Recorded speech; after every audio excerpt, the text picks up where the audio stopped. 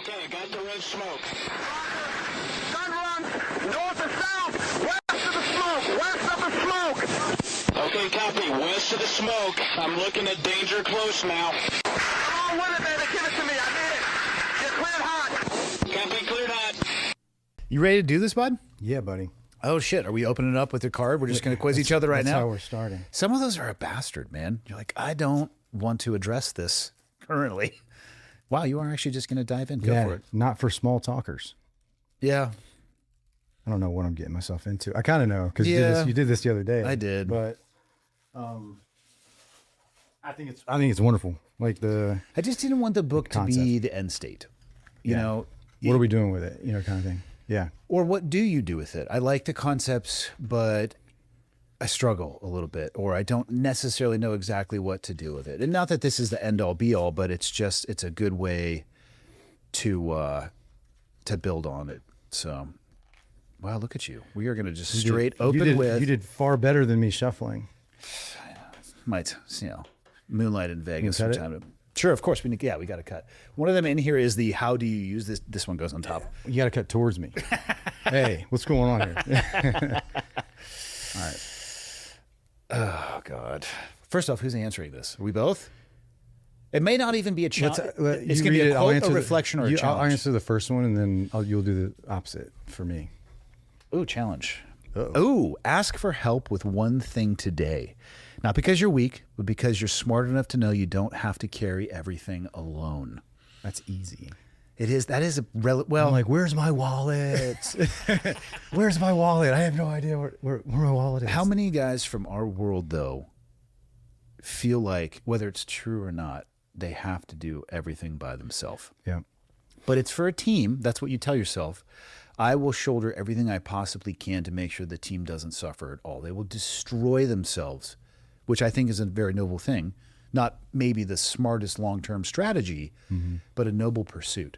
Yeah. It's super dangerous. And they don't want to ask for help. And they're surrounded by people that love them, that would help them. Man, it's such a blessing, though, to have experienced both sides of that type of environment, culture. And now, when it comes to things that are going to appear weak, personal issues, that's where I struggled for, 37 years before I ever really truly asked someone for help. But, in my time in the 82nd and 7th Special Forces Group and then in the unit, what I saw was that, like, the good leaders, which is really hard to describe, and I loved how you described leadership and the Bad the connection. Are so easy to describe, though. The part about the book, the Drownproof book that you wrote, that I thought there's so many parts of it, but one of them, it was how it's kind of easy to mistake good leadership in the military versus is it just team? Yeah. Team success. You're going to succeed in spite of the leader sometimes. Yeah, yep. And on the outside, I was giving a speech in Colorado recently, and I'm still looking for a great example of a command photo, because I would want to put it up and describe to everybody what it is they're looking at. And then I would say, okay, who's the good leaders and who's the bad? And they would all sit there and they would look at it. It's an impossible question, because you and I don't know shit about Army uniforms. I would understand the ribbons, but lost on the ranks completely. Much like the Navy. Same. Yeah, with the Navy. I'm like, what, petty? What? I know. Why are you so petty? Like, what are you heavy talking on about? the petty, light on the officer is what I used to tell people. But, of course, the military could not have a single rank structure that we could seamlessly talk across. Yeah. But the point of putting that picture up and explaining what people can't see is that the people at the unit level could deeply tell you who is effective and who isn't effective. But on the outside world, they see that uniform and they say, that's a leader. They're going to be good. And that's dangerous to think that way. No, for sure. But to the other point of, I think, experiencing good leadership that would transcend the military structure is what I'm talking about. So the guys and that's how I've became the leader I've become, is through all the bad and the good and the experiences. And then the things you just don't know, like with entrepreneurship, like how do I translate that stuff into this world. And will you let me know once you figure it out, by the way? Sure. Can you write it down and take a picture on your phone? phone? The same for me. You're a little further along than me, but my point. Well, no, I'm further along in time. Let's not assume that I'm further along in You're success. wiser in time and age, maybe a little bit age too, but the empowerment, right? So like if I give you a task, or I've been given a task, and I don't give an opportunity or create a culture of like, any questions? Do you have what you need? What can we help you with this task? Like that's the if we don't do those things, if we don't create the environment, hey, and we just say, hey, here's the task, get it done by 1700, whatever. It's 5 o'clock for you civilian folk. Yeah, I don't know where the cameras are. Everywhere. I'm over there. I'm a podcaster too, but the Black and Blue podcast, check it out. And those tasks, like the good subordinates are going to get those things done, but they don't really understand what they just did necessarily, not as much as they could, and you're not developing your replacements. Mm-hmm. So thinking about like that 1 up, 2 down. Have you heard that? Mm-hmm. Yeah, 1 up, 2 down is like a huge way that I've translated. I've been able to translate that into entrepreneurship of like. Explain what that is for the audience. So wherever I'm at in life, in my professional life as well, like I need to be thinking about how do I learn how to do the job above me? That's the 1 up, and everything that could set those conditions. And then I never forget how to do the jobs 2 down. It's not beneath me, because at the end of the day, like you can't come in today, I'm doing your job and I'm going to try to do it well. Yeah. So to be led well and then to lead well, it takes that 1 up, 2 down mindset that you never arrive, it's the journey, piece of it. So, but that opportunity that we can give our teammates that we work with, of like a planning exercise, like, hey, here's what we got. We have to do this. And there's these micro tasks in this mission. I'm going to be working on these things, but I need you to figure out how you guys want to do these 2 other things. And I don't care if you do it or you do it, but you guys come up with a plan on how you want to execute it, and you let me know what you need to support you in that. And that's how you start the progression of developing them into the 1 up, 2 down. And you have to create environments where, all right, this op, the 2IC is the TL, and the TL is the 6IC, and it's hard to do, but it's fun if you do it and you do it, often, and there's times and places to do it, obviously. And I take that mindset with me, because I think one of the biggest things I can help with, or that we can help with, and this may seem trivial to some, but leadership, planning and actions on and after actions, you talk about that extensively in the book, but it's such a powerful to tool. Law enforcement as I'm training, because my training company is Blu Bearing, and I've been doing it for over 4 years now, really on terminal leave before I retired. But Uvalde really woke me up on active threat response. Active attack is active shooter is a failed term. We still term it active shooter because of SEO. Because what do they call it now in the profession? So it depends on the state. Yeah. But as a larger kind of across the nation, it's still being termed active shooter response training. And that's the reason why I still put it anywhere in the title of our courses from a search engine stuff. So, but it's a failed term for a couple of reasons. Not to make this about training, but my point is that it causes indecision, paralysis without information in that moment, other than, hey, what got us here? A call about shooting at this location. It's called a school. Time of day. Common sense. So there's things that violate the 5 principles of patrolling. So planning, reconnaissance, security, control, common sense. Time of day, what are they doing inside the target? The innocent bystanders. Avoid, deny, defend, which is, if they can avoid. So it's better than run, hide, fight, because run could be run the wrong way. It could very well consist of running. It could very well consist of hiding. But avoid, deny, defend is more appropriate. So think of that as the innocent bystanders that are victims in this situation. Like that, the whole point of us responding without hesitation is to give them more time as we're distracting, isolating, neutralizing. Law enforcement love their acronyms too, or their phrases, I guess. But my point is that there's been cases I use the data. I don't make things up. I use my experience with the Radisson Blu and training for hostage rescue and doing it. And it's to help teach an appropriate curriculum. And we call ours the Protector Mindset course, because it's a mindset that you can take everywhere with you. And we teach these tangible skills. But the shooter term, what happens when you get there, that notification happened and now you're there and you don't hear shooting. Today's episode is brought to you by Black Rifle Coffee. Summer rewards people who move. The ones who get up early, who stay out late, who push farther, who work harder. And Black Rifle Coffee Company built the fuel to keep up. While some brands are suddenly wrapping themselves in patriotism because of America's 250th birthday, BRCC has proudly celebrated America, her military, and the people who serve in this country since day one. Every bag, every box, every can purchased helps support the communities that make America stronger. And this summer, stock your cooler with their new ready-to-drink cold brew coffee cans in just black and vanilla. And when you need more energy, grab their new Bomb Pop-inspired energy drink, Tiger Strike. With 0 sugar and 200 milligrams of caffeine, Tiger Strike was built for range days, road trips, long shifts, and everything else summer throws at you. Find Black Rifle Coffee Cold Brew and Tiger Strike now at Walmart or your local grocery store, Black Rifle Coffee Shop, or online at blackriflecoffee.com. Veteran founded, American roasted, this is America's coffee. Back to the show. Yeah. Do we just stand by and wait for backup? I would hope not. Well, it happens. And I think that term, it is being phased out of active shooter versus active threat or active attack. And it's, I can see the justification for that.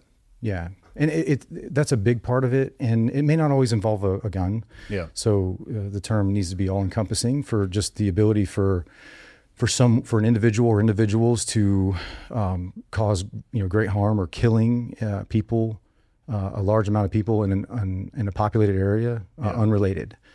And it doesn't mean that something that is like a domestic situation and like something at someone's work, their girlfriend's cheating on them with a coworker, and they go there to kill people specifically, and it turns into an active attack. But people get so wound up, and it's such a big deal because the moment things go to, well, there's not active killing happening, it goes to barricade, which changes the tactics completely, as you know, and that's when we can set the conditions, and in our favor. Like, you think Afghanistan, Iraq, Syria, like those are easier missions. Especially if you can isolate and contain. Yeah. And you have the cover of darkness, you have relative cover, with the 2-foot mud walls, like in some of those buildings. But at the end of the day, like the biggest difference between all the close quarters battle, and I like close quarters battle, CQB, because that's what I was taught and it's right, but versus CQC. And words matter. Mm-hmm. And as I teach this and translate this to law enforcement, like this is a battle for morality in the confines of a structure. So we got to simplify the chaos, the unknown, the only absolute. The enemy gets to vote who, what, when, where, how, why. And we don't just control, the where, right? The time of day, what's in front of that breach, but we try to simplify it with how we teach close quarters battle, but it's a battle for morality where someone is in there that is worth us safeguarding or obtaining, and depending on what it is, if it's a high-risk arrest warrant, it's like, well, let's gas them out, wait them out, turn the power out, call them out, right? But once we commit to going through that doorway, the actions are the same, man. Dominate, maneuver. Yeah. You talk about that in the book, which is wonderful because what does that do? It splits the attacker's attention. Otherwise, you're reacting to them. Yeah, exactly. Yeah. You talk about that, and it's like, I'd much rather them be reactive to me versus me reacting to them. Yeah. That's the whole like domination of the space. I consider myself fortunate. So I actually did a deployment with A Squadron. Did you? And it was back in 2005. They had split the countries geographically, and we're still going to come back and answer our questions on the cards.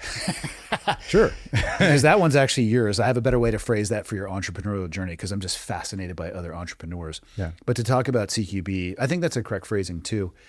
So we went down and we did essentially a modified workup with you guys at your shoot house, and I think you guys sent up 6 because at that time we have several.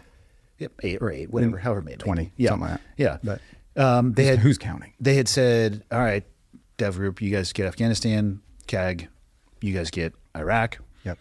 People high enough up said that may not be a good idea if we force that out. Let's have a little bit of cross-pollination. Yep. But it's cool because we got to come down. There's not that much difference once you clear the threshold of the door between the way that they were doing it back in 2005 and we were doing it back in 2005. Very small differences. Yeah. Almost all the concepts were the same. But it was cool because you could sit there and say, well, why do you guys do it like that? And they would answer, I'm like, okay, awesome. Yeah. And then we changed the way that we did it while on deployment with you guys so we could seamlessly integrate. And that way a dude was just a dude. You know, instead of having to say, okay, here's your little pocket of, you go do Navy stuff over here and we'll go do Army stuff. That's not going to work. It's one of those things too with like, where I'm at with my faith. It's like, instead of us talking about things that divide us, let's talk about what unites us. It was 99.8% the same. Yeah. But I will say that era, not having been there during that era, in the unit, like that, there was a lot of lessons learned in blood. Oh, we were still, that was the tail end of, hey, let's run into. And they probably learned a lot from those small unit exchanges too, because I mean, 8 guys got hurt on the target I got medevaced out of. 6 of them went on little birds. Did you get hurt on a rotation with A Squadron? I was on deployment with A Squadron. That's when you got shot. Yeah. Oh wow, I didn't realize that. Yeah, we were coming in essentially the white side of the building, and then they had. I mean, there were people everywhere, but yeah, 6 guys got lifted out on helicopters. 2 of us. I got the Bradley fighting vehicle, which just means though I wasn't that hurt in comparison to and lost a lot of people. Some of it was, and honestly too, some of it was blue on blue. There was a breaching charge that was command initiated with other people in close enough proximity that it did a substantial amount of damage. There's so many lessons to be learned. We are not, what's the word? Impervious. It was our guys who set the breach that ended up hurting. No, that's what I'm saying. Like us, just whether it's your former unit that you worked with or mine, like the seeing things from a certain perspective, it always matters, right? Like, and you got to be able to create that forum to talk about, in excruciating level of detail, any tactical errors or grievances. But, us killing our own is it's happened. And it's also, I mean, how many bombs got dropped on our own people? I'm not talking about the unit. I'm talking about just the military at large. Yeah. And, we've learned a ton through the global war on terrorism, and 20 plus years of training for war and at war is unprecedented. And that's why I think our generation, is set up to be very impactful, one of the greatest generations that this country's ever seen. But it's not because of what we did during the war. It's what we take and do for this country after, with those lessons. I could not agree more. And that's huge. We got to do more, and we are. But my point is that if you're one of those guys that are out there flapping, lost, like, I don't know, my identity's so wrapped up in what I used to do and nothing feels the same, you're trying to replace something, man. You're never going to find that again. And that's okay. You need to grieve. Grieving is a part of life. It's a blessing, actually. And how we grieve matters. And not to get scriptural on you, but Jesus wept. Right? Why did Jesus weep? He wept because of Lazarus' family. He knew he was going to raise him from the dead, but he wept. He held that space with Jesus' sisters and family to grieve, to show us that grieving is a part of living, and grieving our identity is a big part. It's okay, man. Yeah. It's okay to not be okay in a moment, but you can't stay that way. Or else it becomes, like you said in the book, it becomes the tsunami, right? Surviving that tsunami, it's like it either destroys you, defines you, or improves you. And that's a superpower if you can figure out how it improves you. And it's not avoidance, it's not shame. Shame is extremely unhealthy. But at the end of the day, it's remorse. Yep, I did that. I was a part of that. Or pride. Like, and I'm so proud to have served there and done the things that we were able to do. But I am just one of a massive force that is so capable, and I was so honored to serve there. And and just the military at large. My service to this country has became so much more about what it originally started as, which is, well, fighting. Like 9/11 happened, and I was a senior in high school, and I remember where I was at, and I just was like, I looked at this teacher that served in the Ranger Regiment in the 90s, and he took me under his wing, and I was like, what do I do? How do I sign up? I want to go fight these people. And didn't know what I didn't know, but that my team, my family, everything that I was missing growing up, I found in the military, good and bad. But when that goes away, what happens, man? And I think replacing it is where we get stuck, versus the growth in the journey of rediscovery, in the journey of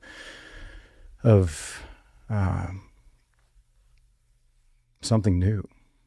It's beautiful, man. I think you have to remember too that the machine has already forgotten about you. Yeah. And that's okay. The machine has to forget about you to continue to be capable and to evolve and to innovate and to move on. I've asked myself many times, and I don't know the answer to this. And it's not that I want people constantly being reminded while they're in that they need to think about what's going to be next. But I think it would be a net benefit if leadership from time to time were to sit everybody down and just say, listen, what we're doing is unbelievable, but don't forget that you do have a life that you have to live outside of this. Yeah. And you're going to have to go back to that or recreate that or replay whatever term you would want to use. My hope is that that's changing. My hope is that that's changing, so, because that never got talked about. Same here. And so you got out in 2020, right? 2022. 2022. Yeah. So I got out in 2020 or 2013. So if it's not you got out in 2013? Mm-hmm. I thought it was 2018. Mm-hmm. Maybe I misunderstood some numbers. I'm listening. I'm not going to say I'm reading. Yeah. I'm listening to the book. Not 2013. Because last day of June 2013 is when I got out. Yeah. So hot take is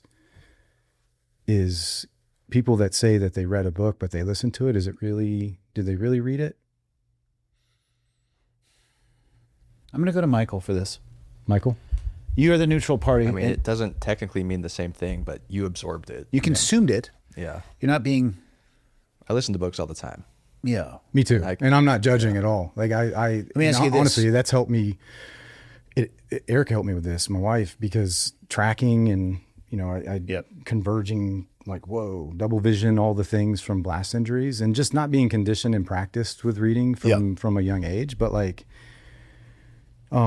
listening and then tracking along, man, that helps me absorb everything so much quicker. I was going to ask, for me, I absorb books better written word than audio. Yeah. I like audio and I can absorb from that, but I have a deeper retention with written.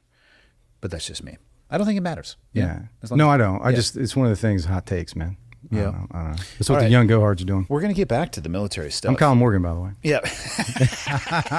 That's all in the show notes. Yeah. All right. In your entrepreneurial journey, let's change this up. Okay. In your entrepreneurial journey, identify one thing for me that you have probably identified for yourself where you need to reach out to an expert, but you haven't yet.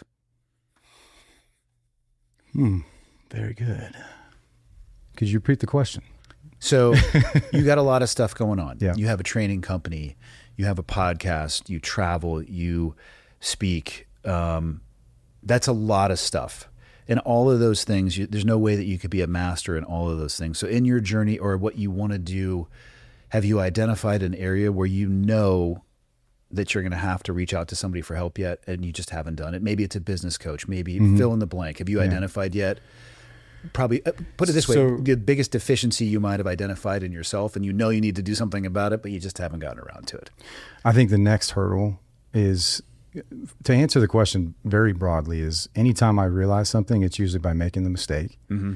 And then I'm like, well, who can I lean on for different reasons? Mentors, and as a CEO, chief everything officer, it's very hard when you're a company at that time of 3. Yeah. And one of them's your wife. Yeah. And like, that's something that I think I need to reach out to more of, is like, man, what a blessing it is to build something with your wife, to do it, and for her to still have her passion and her own real estate brokerage, and our life together. Like how do I not lose sight of managing the business in a business way? Yep. Without things being so personal. And I don't, maybe that's like, you can't really answer that question. No, you It's can. just- You can find that in a mentor or somebody that you see perhaps that has traveled through that, and just literally ask them for advice. Yeah. It could be as simple as that. Yeah. But I think scaling is the next thing Yeah. that I know that I need help with. Yep. But I also am not in this rush, and it's not procrastination. I know that because that's very simple. That's very easy for me to do. It's the Well, best. it's later. It's the best. I'll get to that later. That's a tomorrow problem. I was telling them at the coffee shop, I think it was Confucius that said, Confucius said, don't do today what can be put off until tomorrow. yes. The problems of tomorrow will worry about themselves enough. Scripture also says something about this too, but No, I am completely turning words around just to justify my own laziness at times.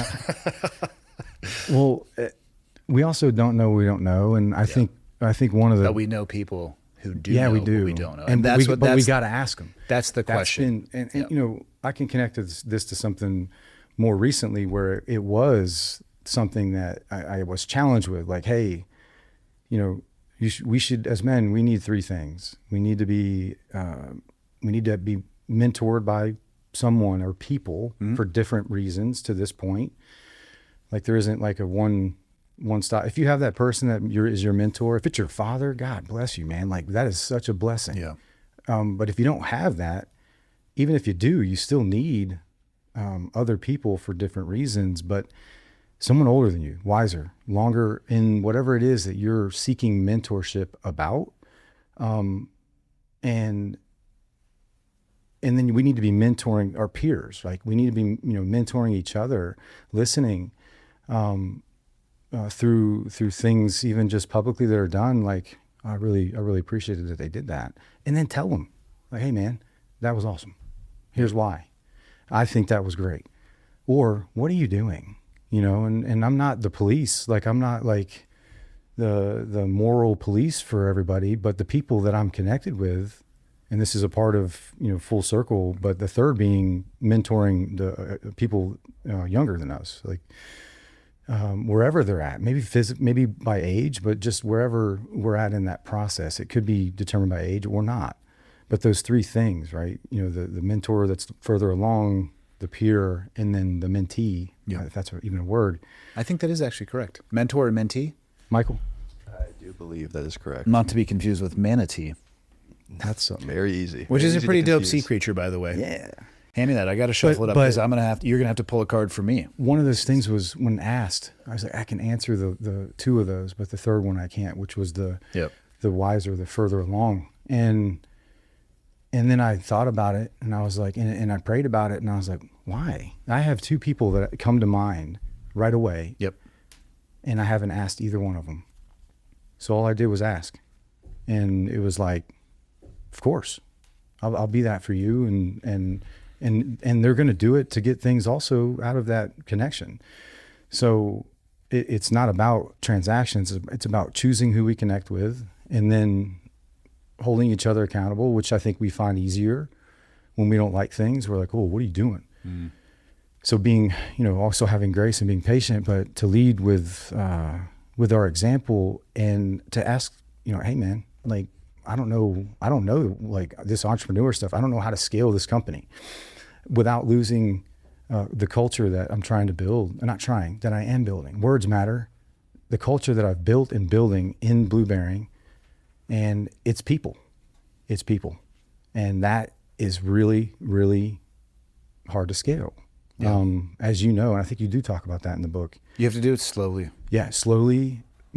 Oh man, there's a whole section that I wrote that I was writing down the whole thing, and I was like, no, I'm just going to highlight the whole page and a half. And it talks about hire slowly, fire quickly. Yeah.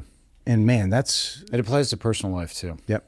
It really does. And it's one of those things where people may be in your life for a season, for a part of it, and they show you at some point, or maybe you've now gained a new perspective of like this is not a relationship that needs to move forward in the next season. And seasons are okay. I think that's one thing. I didn't realize that, I guess, until a little bit later in life. Everybody's life has seasons, to include your own. It's okay if seasons of life shift apart and then come back. What a boring life if it didn't. Truly. Like, I would agree with you. But when you're in the moment, why isn't it, you get upset. Like, it's not working. It doesn't click as well. Why is this happening now? Yeah. Like I wasn't ready for truly, this. what a boring or, life it would be I don't if there were deserve no this. seasons. Yeah, it would. Let's do it though. All right. You get to pull one, and now I have to answer. These are so good. Those elements are fantastic. Okay. It's the saltiest water. I love it. I have no proof of that. That's just what I call it. All right. Another challenge. I was hoping you'd pull the instructions. How do you use this deck? We didn't pull that out. No, you left it in. So another challenge. All right. So for the viewers that don't know what we're doing here, this is the drown-proof conversation starter. Stop scrolling and start talking. That's why I love this, because of that statement. And it can be done like this, but As really, people are watching us right now. yeah. But really, though, listening. the important conversations are with yourself. It can be with a Yeah. partner. I do plan to make a deck of these for leaders, a deck of these for parents. Same things. Pull a card and just start. The whole goal is make movement, a positive movement. Whether it's a reflection, whether it's something you don't want to do, but your life will be better if you do. Yeah. We all have those things. Oh, for sure. So, what do you got? So pick one area of your life, finances, health, a relationship, and run an honest after action review on the last 90 days. Oh, dang, dude. So that's tough to do real time, obviously. Yeah. But that's like a reflection thing that you can do in the morning and then start scribing, Yeah. and then come back to it Yep. in the afternoon. And by the end of the day, that I think that challenge is doable. That's tough to do real Let's time. see you do it in the next minute. I mean, so you'd have to pick one. Let's do. You pick one: life, health, or finances. Health, and health in the sense of like the last thing I just listened to on your book was that, and I didn't get to the conclusion, but the intestinal thing. Yeah. Like The intestinal blockage, 10 out of 10 don't recommend. yeah, but in contrast of obviously not feeling well. Yeah. And then how are you managing not knowing exactly what was the root cause and is The it doctors didn't preventable know or either. avoidable? They said it was bad luck. Really? Yeah. So maybe that's not a good one, but getting shot, no. That's Also, also 10 out avoidable of too. 10. Well, but not kind of. well, The enemy has not looking for fights. That's Yeah, what I mean. for sure. No, I don't mean that in a way of like the enemy always gets a vote. Yeah.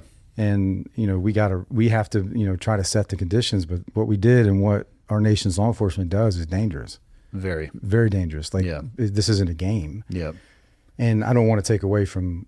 I don't want people to misunderstand what I just said about it's avoidable. What I mean is like I'm not looking to go wear a badge. I'm not 100%. looking to go Yep. fight overseas in this I'm not this looking to conflict fight or at that all. conflict. Like I'm done. My fight is it's everywhere. It starts in here every day I wake up. Yep. With how I start my day. Yep. Proactive, great, versus reactive. Yep.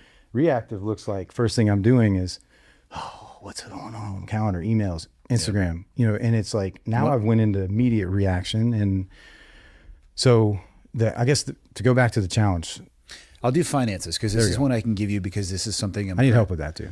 Well, yeah, I'm in the middle of. Can I get a payday loan? Just kidding. Sure. I'll give you kidding. several dollars, 38% interest. My relationship with money has shifted as again, seasons in life. When I was younger in life, I recently read the book, The Art of Spending Money. And if you haven't read it, I would recommend it. It was recommended to me from Huberman. Yeah. You did that recently too. About a month ago, it just recently came out. okay. Yeah, so there was a little bit of a delay. He seems like such a grounded, such a cool dude. human. We sat and BS'd for a good amount of time afterwards. What was it called? Art of Spending The Art Money. of Spending I think Money. Erica's mentioned it to me. And there's another one, I think it's The Psychology of Spending Money, whatever it is. They're both tied, same author. And I think this will apply to a lot of people, and this is a struggle I've had in my life. But when it comes to purchases, or there are people who want to save because they want to see a number but they don't do anything with the number. Yeah. And then there are people who are wildly irresponsible, and a lot of times, not always, what they're looking for is recognition or status via what they spend. And not telling people how to live their life, but it was a fascinating, it was a very reflective book because a lot of it was back to you. And it would say things like a Rolex and a Timex. They tell the same time. If you are in an economic place and you legitimately want to invest in a Rolex, that's great because they have appreciated over time. But if you want to buy a Rolex because you want to be seen wearing a Rolex, don't confuse the difference in that headspace. It's the same with tattoos. Status versus utility. I don't know if there's any utility to tattoos other than being identified by your corpse. To the point though is like, to that point, like, what are you gonna take the Rolex into the grave with you? Like, just same with the tattoos. Yeah. Like, it talks a lot about that too, experiential versus an item or an object. Yeah, which I think is huge. So Correct. Something that you can pass down. Yep. Absolutely. If economically, like, you're in a place to do it. And memories, I think, are the most memorable or the valuable thing that you can pass down. So it talks a lot about that. 1000%. Yeah. So financially, I am constantly, and I think a lot of people are, but I'm asking myself now much more intentionally over the last 90 days, to use that as an example. What do I want from money? What does money mean? And I'll ask myself at any level of purchase, is this a status or a utility? And if it's truly a utility, let's look for the most economically efficient way to get this done so I can have more money to do things with experiences. Absolutely. And it asks, is your desire to spend money, is this coming internally or externally? Which externally would largely come back to the status, internally being able to pass something down, the experiential stuff. So for the last 90 days, I have been pretty heavily looking at that. And it's interesting because you do feel the tug of, I remember when I was younger, wouldn't it be awesome if I had that super truck? Everybody would be so stoked if I had that truck and I get so much more attention. And you get it and like nobody gives a shit. Yeah. And you're in an upside down and at $20,000 because you rolled negative equity in from the previous car deal that you didn't think your way into. Yeah. And been there. Yeah. And Bragg Boulevard is full of those 28% interest rates. Not that we could buy Hiluxes, but I would if we could because those things are badass. Yeah, they are. Utility, what did I need? I should have been driving around in a Prius, you know? I know, that's hard. My wife has one, and it's very humbling every time I step foot in that thing. But it works for her. For the utility perspective. It works for her. Yeah. And so that it works for us because it was something that we could pay off. Yep. And we got blindsided by a drunk driver, and all the irony. Yeah. Being a very unsuccessful drunk. I've driven drunk several times and been arrested for it. Yeah. And it was very ironic that happened in my sobriety. And it was this challenge of like rounding that corner and be like, I'm going to rip this person's head off because my family was in the car. Yeah. And it wasn't just a little side swipe. I mean, it totaled our expedition. Yep. And I say all that because we had focused on utility, the exhibition was very appropriate at that phase in our life or leading up to that. But then we realized, why would let's just get out from underneath it. They didn't give us what we owed, just because that's how the world turns, based on debt, and credit. Yeah. And it's like this cyclical thing. And it's at the end of the day, we could have been like, well, let's just put that into a newer vehicle. And like, well, no, we actually don't need that because I have 4 children. 3 of them are adults. And they all have their own cars that are paid for, and that's a blessing. Their colleges, they didn't accrue any debt in college. Huge. I mean, 2 of them have graduated college, which is amazing. And it is, man. And that's something that we've been able to help create in their development, their growth of them being very proactive with looking for money that's out there, grants and scholarships and this and that. And that's been, and obviously the military service stuff has been huge. Mm-hmm. While I was still active, my son was able to apply for, even though he didn't go to Florida school systems, because I joined the military from Florida, that was my state of residence, through my military service, because that's where I signed up. Mm-hmm. And I never changed it, which came back to, I didn't pay state taxes the whole time. Slightly beneficial, and I didn't have to live there. So, but he was able to apply for all the Florida academic scholarships as if he was an in-state student, and awesome. Then was able to graduate from Florida State in 3 years. So he took a year of college that he got as a senior in high school in North Carolina, and then they accepted all of it, and he graduated in less than, I think, 3 years with a degree in digital media production. And same with my daughter, but my daughter, I was retired, so I had the VA, benefits, and they all had a year of my GI Bill, and she's saving it for her master's, or for she's actually applying for a PA program. That's so awesome. a med route, and she's her bachelor's in psychology, but she graduated at 20 years old without any debt. And my point is that, because you talk about that in the book too, and I think it's wonderful to be said, is like, I actually wrote a note on that, was like, it's this, how criminal that is. I know you didn't touch on it a ton, but like, no, it violates any other lending standard, and it can't be, there's no way to shake it. You'll carry that 20, 30, 40 years down in your life. It's unlike any other lending model. It violates every fair lending standard. Yeah. And it's almost unlimited. Another great question from that book is, how much is enough? Yeah. And for a lot of people, and I think for myself, and I still struggle with this, the answer is just more. But more to do, more to just sit in an account so you can look at and lord over it and be, to me, I've identified enough to have reduced stress so you know your bills are going to be covered. And oftentimes people say have a 90-day fund, whatever your 90, 120, 180, 365, I don't care, whatever it is. Have enough. Have you ever looked at Dave Ramsey's? Yeah. Like, he's got a bunch of steps, baby steps, and then the having the expenses, like up 6 months of expenses, keeping the lights on. Yep. For some people that actually might not be enough. They might want a year. And but I'm just saying, if that's your thing, once you get to that, I think it's a really important question to answer for yourself. What is it that you are looking for? And I've identified for myself that once you get to that point where you have that buffer, I think the value of money is to buy time with the people I care about, to do things that we will be talking about for years to come, or when I'm gone. Yeah. Yes. So that's the after action I've done with finances. So success to me looks like three things. At the end of my life, sorry if you've heard me say this, but I'm saying it again. And is at the end of my life, who is there to celebrate that? And even take that back to even more of like a very precise moment. When I walk, when we finish this, and I walk outside to call Erica and say, "Hey, you guys, where you at?" She doesn't answer. Why? What have I done to make her not want to answer the phone? And I'm not saying she might be busy, but I'm saying, like, if I walk to the car and she's not in there, and something I'm doing is the reason why, like, it's not for me, because at the end of my life, who do I want to be there to celebrate my life? That could be tomorrow. But I don't live in this, like, live every day Peter Pan. I used to.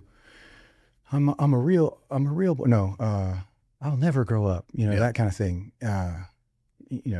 Bangarang and all that. And so anything that gets in the way of those people not being in that room to celebrate and to remember our lives together, like, it's not for me.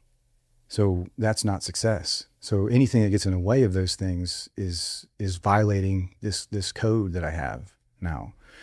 And then when I do pass and I go to heaven, because that's where I'm going, when I talk to Jesus, he's going to look at me and be like, "We got a lot to talk about, son. Like, let's talk about it." And at the end of that, he goes, "Welcome in, good and faithful servant." So anything that gets in the way of that is not for me. Mm-hmm. And then the last one would be the treasures that I build up in heaven is the work that I do from now until then to help be that example, to be a light for others. A light on top of a hill cannot be hidden.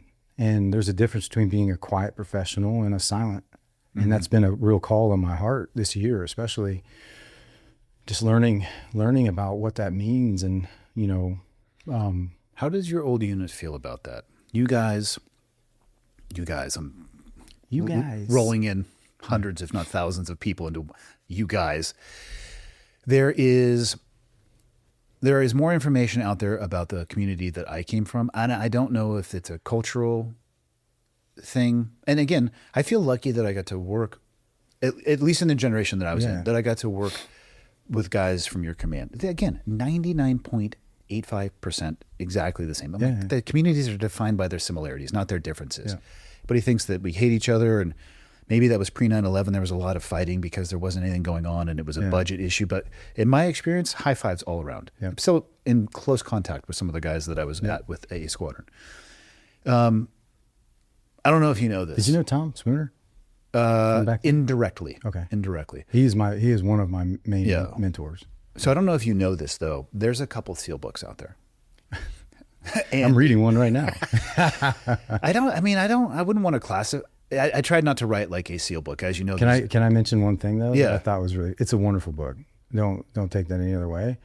There's a chapter where you're like, hey, if you're here to learn about buds and all that, or who's going to carry the boats and all that, like this isn't where you need to be. 100%. But then everything after that is talking about like the process, but it's to get to a point. Yeah. And in buds. So I just thought that was funny. So I wanted to prod at you a little bit, but Yeah. there are I didn't talk about buds. I talked about why people quit in buds. Yeah. But yeah. So then the stories connect to the quit, right? Correct, Through yep. the different, Well, my theory is Yeah. so much money has been spent on I stand corrected. the 15% of people that make it through. To me, the juice is, why did all these people give up? Why did 85% of the people ring that bell? Yep. You can reverse engineer that stuff. Yeah, yeah. And that's And that's use what that- you did. Well, I had to use Yeah. that as the example because that's where I started having an understanding of the biggest impediment people put in front of them. Yep. But there are a lot of books. There's a lot of TV shows. There's a lot of movies. Let's not pretend that there's not a TV show called The Unit. Right? This is the first time I ever heard about the unit was Inside Delta Force, the book, and Yeah. then the show, which was the guy that wrote that book. It was a documentary. Just so we know, we can say, because you were there, it was that a good everything that show. happened in that TV show is exactly like it was for real. It's fairly close. We'll it gets a little wild there towards the, Yeah. the latter seasons, but you guys, again, wrapping in that place, see these scars on my hands, man, bleeding. there's less out there. And it seems as if, and correct me if I'm wrong, there is more of a stigma for guys leaving that place and being a little bit more consumer facing. Mm-hmm. So how do you feel about wanting to be a lighthouse for people? Yeah. How has the response been from the place that you left? Has it been a challenge? Well, and I'll address this too, because I did not leave the way that I wanted to. Yeah. And Which is, I think, that's not statistically anomalous. yeah, I think, but there's more people, yeah. some massive character defects that had it not happen the way it did. I do want to touch on that, but Okay. I do want to talk about one thing that I think that my observation the past 4.5 years, and even before I got out, was my former job that I did, like we don't do a very good job, and it was getting better with transition. Mm-hmm. Like how are we focusing truly on the soldier, the service member transitioning to the next thing, versus just saying, all right, you can have some time to go just rediscover yourself or whatever, or helping kind of create an environment, which they're doing. And I got to experience that firsthand, which was awesome. But one of the big things that is I think you guys, and this is an observation because I don't know the actual like truth with it, is, and this is from other people that I've talked to, Mm-hmm. like you guys get to experience entrepreneurship and mentorship from some of those guys more than we do, I think, earlier on. And working with doing a building trip, and then there's we're gonna bring in these the Patriots, the coaches and all these things. Like we don't do that, and I don't think it's not because like you guys are doing it for glory or for self success and all that for the individual. It's truly a part of like, this is going to end, but if we can expose our operators to these people earlier, it might help set them up in some way. That's the only thing that I've seen being the big difference, because we're the same people. Like it's just you joined the Navy and I joined the Army. Yes, and we ended up largely at the same places. Yeah, and different by inception documents and their Yeah. medals and all of that stuff. But other than that, again, 99.8% the same. like cut from the same cloth, man. 100%. There's not a single SEAL Team 6 guy that I've met that I haven't been like, man, that's a really, it seems like a really good person. Yeah. That's been through a lot. That's also come out on the other side. And that's very limited in my experience, but I can only speak from my experience. When I start to speak from, absolutes and nevers, and that's when things get really sideways for me. So, But how does your old command look at guys coming out and being a little bit more public facing? There's just more SEALs out there than ex-SEALs out there than ex-CAG guys. if you're an officer, I don't know.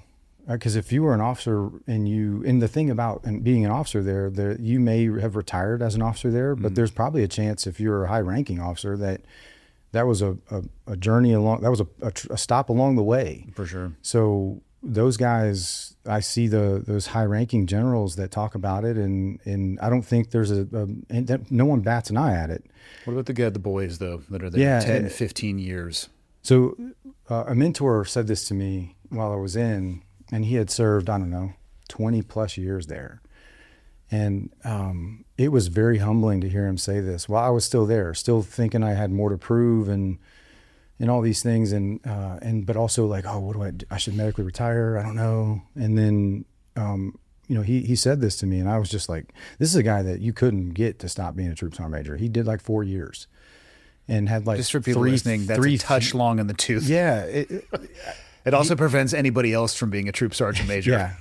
But it was one of those opportunities, and he was the right guy, man. He said this to me. He was like, it's like having a divorce with a restraining order. And, he doesn't talk about that place. He's not in the public eye. He does things very quietly, and that's who he is. And not everybody is him, but even someone like that saying that to me was very eye-opening. And I don't think the higher up, the highest people in that unit, the highest ranking, will ever truly understand that. They may say it because they don't have to turn their badge in. They can come and go as they please. And I'm not looking to go back there, not because they do an annual thing, and then there's this, well, I don't know what the status is of where I stand there. People have told me that I was fired. No, I'll tell you this right now. No one looked me in the face and said, Kyle, you're fired. Mm-hmm. But that doesn't matter. Yeah. The point is that I left in a way. I had been arrested 3 times since 2016, all alcohol related. One was at a hotel 1 year after the Radisson. And I talked about this in pretty high level of detail, a little bit on Sean Ryan's show that I did years ago, but more recently with Mike Ritland, which is a phenomenal dude. And then coming back from that, like abstaining from alcohol for everybody else, intensive inpatient, took my belt, my shoelaces, doors locked behind me. I viewed it as punishment. I'm doing my time so I can go back to being operational. And that happened 2 more times. The second time was a DUI. I was a TL. I made it. Mm-hmm. I made it. That means team leader. Team leader, yeah. So and it was early. I'd been maybe 7-8 years in the squadron. What squadron were you with? B. Okay. And I was going to medically retire. This was 2018, 2019. It was my last deployment to Iraq and Syria. And I was really trying to focus on my health and my marriage and all the damage I had done. And I was a 2IC, ATL, assistant team leader. Yeah. And I told him, there was one specific op that I had never experienced this emotion on an op. And it was a helo crash that we all thought it got shot down just based on how violent it was and why it happened. But it was essentially a brownout, a loss of essay. And I was running towards the building because up front, as the 2IC. And then I hear this and I look back and it's this huge brownout, flames and rotors flying everywhere. And I immediately we were the closest team, immediately start running towards the brownout and the crash site. And as I'm going through this it felt like an eternity, this huge brownout dust cloud. I'm just thinking, oh my God, I'm going to see all my friends dead. And it was the first time I had felt that. And it didn't stop me, But it definitely stuck with me after that. I came back from that trip. It was a long mission, man, because we were not going to let any ounce of that aircraft be used against us. Yeah. Was it a 60 The or pilot, 47? 60. Yeah. The pilot was died on impact, and the left seat pilot, and the whole like half of the front glass was smashed in. And, Yeah. but so now it's triage and get everybody away from this before it explodes. And then we were out there for probably 2 or 3 days, man, just trying to, for one, fight ISIS, which is who you fought basically in 2005, 6 with the unit. The same people, different technology advancements, tactics, all the things, but the same drive, the same same belief system, same ideology. Yeah, the most hardened fighters I've ever fought. And so it coming back from that, like there was a couple things that happened, and I was just like, I don't know if I can keep doing this. And it was an internal conversation. And then you remember that moment when that emotion hit you for the first time? It was running through the cloud. Yeah. I didn't think that I was like, oh, I don't know if I can do this. It was just like, whoa, and then just carry on. But then coming back, I was so angry about a couple other things that happened, about how we exfilled, like how a few things. I was like, guys, we cannot like do more harm here. It's already bad enough. Like, why are we not considering this, and this? Like, that crew didn't need to fly back with the body. We could have exfilled the operators that were injured with the body of the pilot. We didn't live with them every day, work with them all the time. We do rotations as they rotated in. Yeah. And it just, I was flipping tables, man, in the AAR, and projecting too. But I called Erica and just told her, I was like, I don't know if I can keep doing this, babe. And I talked to my therapist. I called him. He worked for the unit. God bless him. But I asked him a very direct question. Am I doing more harm than good by staying here in this environment? And he knew the answer, but at the end of the day, he turned it back on me like a good therapist would. Yeah, I was going to say, he can't give it to you even if he does. No. You have to realize it on your own. Exactly. I wanted him to tell me, yes, you are, Kyle. Yeah, I had so many years with him, but it was so much, every time I met with him, it was, in the beginning, it was very like, I'm told to. You need to do this, Kyle. If you want to stay operational, you need to do this. Okay. So I'd go in there and just be like, yeah, I see like the phones, I see the computers. I'm like, nah, I ain't talking about anything. Because it's at work. And, he told me, if you've expressed to me that your goal is to become a team leader in this unit. So if your goal is that, then the answer to that question, I think you already know. I'm like, oh, okay. So I called the chaplain though, after that. I wasn't just going to let it go.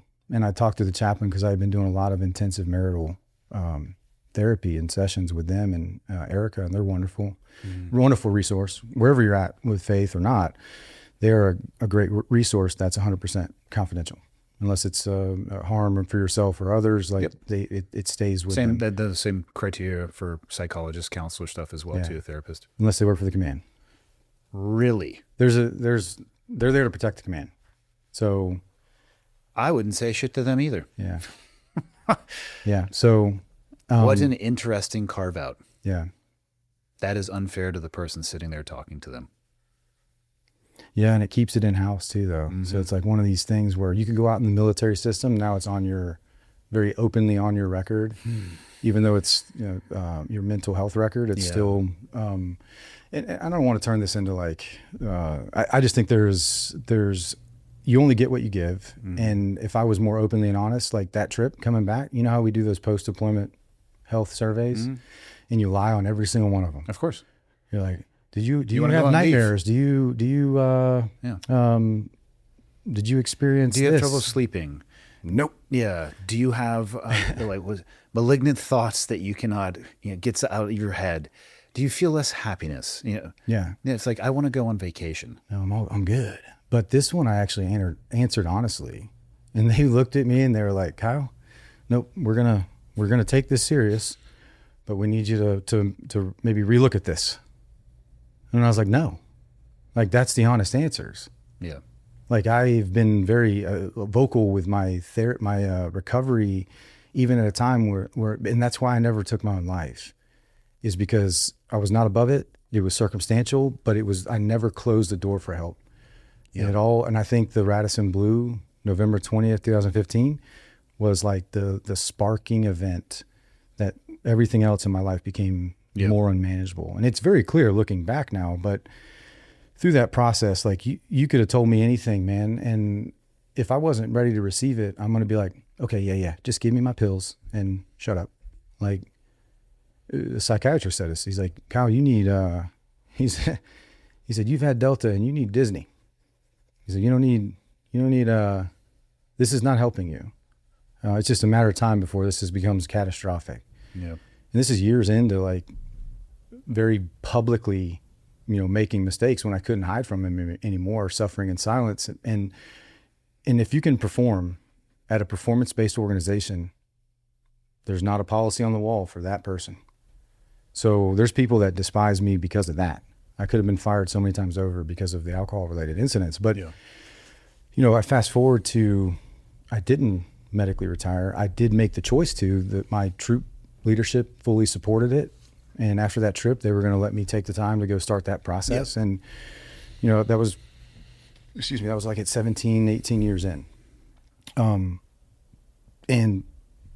But before that trip finished, so Manning, right? It's always the big talk, looking at all the things and assessing who's going where and all these things. And my TL, my team leader, got tasked with taking another position before he finished his time because they needed that was a higher priority on the bigger picture. So they looked at me and said, we'd like to offer you the team if you're willing to take it. I know that you want to medically retire, but if you do this over the next 2 years, man, like we'll still support you to do the medical retirement. And I was like, let me talk to Erica, but there was no real conversation. Yeah. Like I was like, I got chills because that's all I've ever wanted to do, or at least thought, at the season in my life. And to be offered that, man, it was such a rewarding feeling, knowing that, especially from where I had come from in the recovery. I don't know if it was like I like digging holes or jumping in, or climbing out, man. But I was like, I'm done digging holes, man. This is going to help me finish this career the way that, the way that I intended, and I made it a year into my TL time, and I started drinking again, and moved out, left Erica again, and I got that second alcohol-related incident. So this time they looked at me and said, all right, we're going to move you to JSOC as your punishment. Oh, it was like a staff job. Yeah. Working in like on the jock floor and stuff, and which is really a really cool broadening experience. And what it really did, which it wasn't just punishment. It was actually like, hey man, this guy is running in the red, like, but we see something in him. Yeah. So let's give him this time. And it's also punishment. Like, I'm not going to sugarcoat it. It's like, you made this mistake. There's the consequences. Yeah. They intended it as such too. They probably intended it as a broadening professional development, and then also as punishment. Which I got to do and experience a lot of things that I wouldn't have. And one of the big things that did happen was I was dealing with migraines like chronically, to where I was prescribed an auto injection every month. I would have to take it to try to prevent, because they were so frequent. But you couple that with all the chronic pain, and then the nerve, what I thought was shoulder impingements from just torn labrums and rotator cuffs and stuff, like it was actually nerve damage from my cervical spine, cervical radiculopathy. So I couldn't feel my hands the way that I used to. I couldn't, a lot of things were, I couldn't remember where I was at sometimes. I'd pull over and be like, where am I going? And, oh, it's okay. It's just part of the job. And so this time of over at JSOC, I started getting that really assessed. I went to NICO. Same. Yeah. And it was wonderful. But one of the things they did tell me was the neurosurgeon was like, and he was my third consult surgery wise here, because you could see the inflammation up and down my spinal cord of how it was impinging at that C6, C7 level and the C5, C6, so just above it. But that was really where it was focused, and it was causing inflammation up and down my spinal cord, which was probably the root cause of the migraines. And because they tried everything, Botox, all occipital blocks and all that stuff. And I used to have to take all the abortive meds and all that stuff too. And, but the first consult was an ortho spine at Womack, and he was like, let's do a disc replacement. And he's like showing me the thing. I told this story with Mike, but he's like showing me the thing. He's like, this is what it looks like. And he drops it. And I was like, next? Like, no way, dude. I was in a place where claustrophobia was starting to become a thing. Really? I had to get all these MRIs and stuff. I was like, what is going on?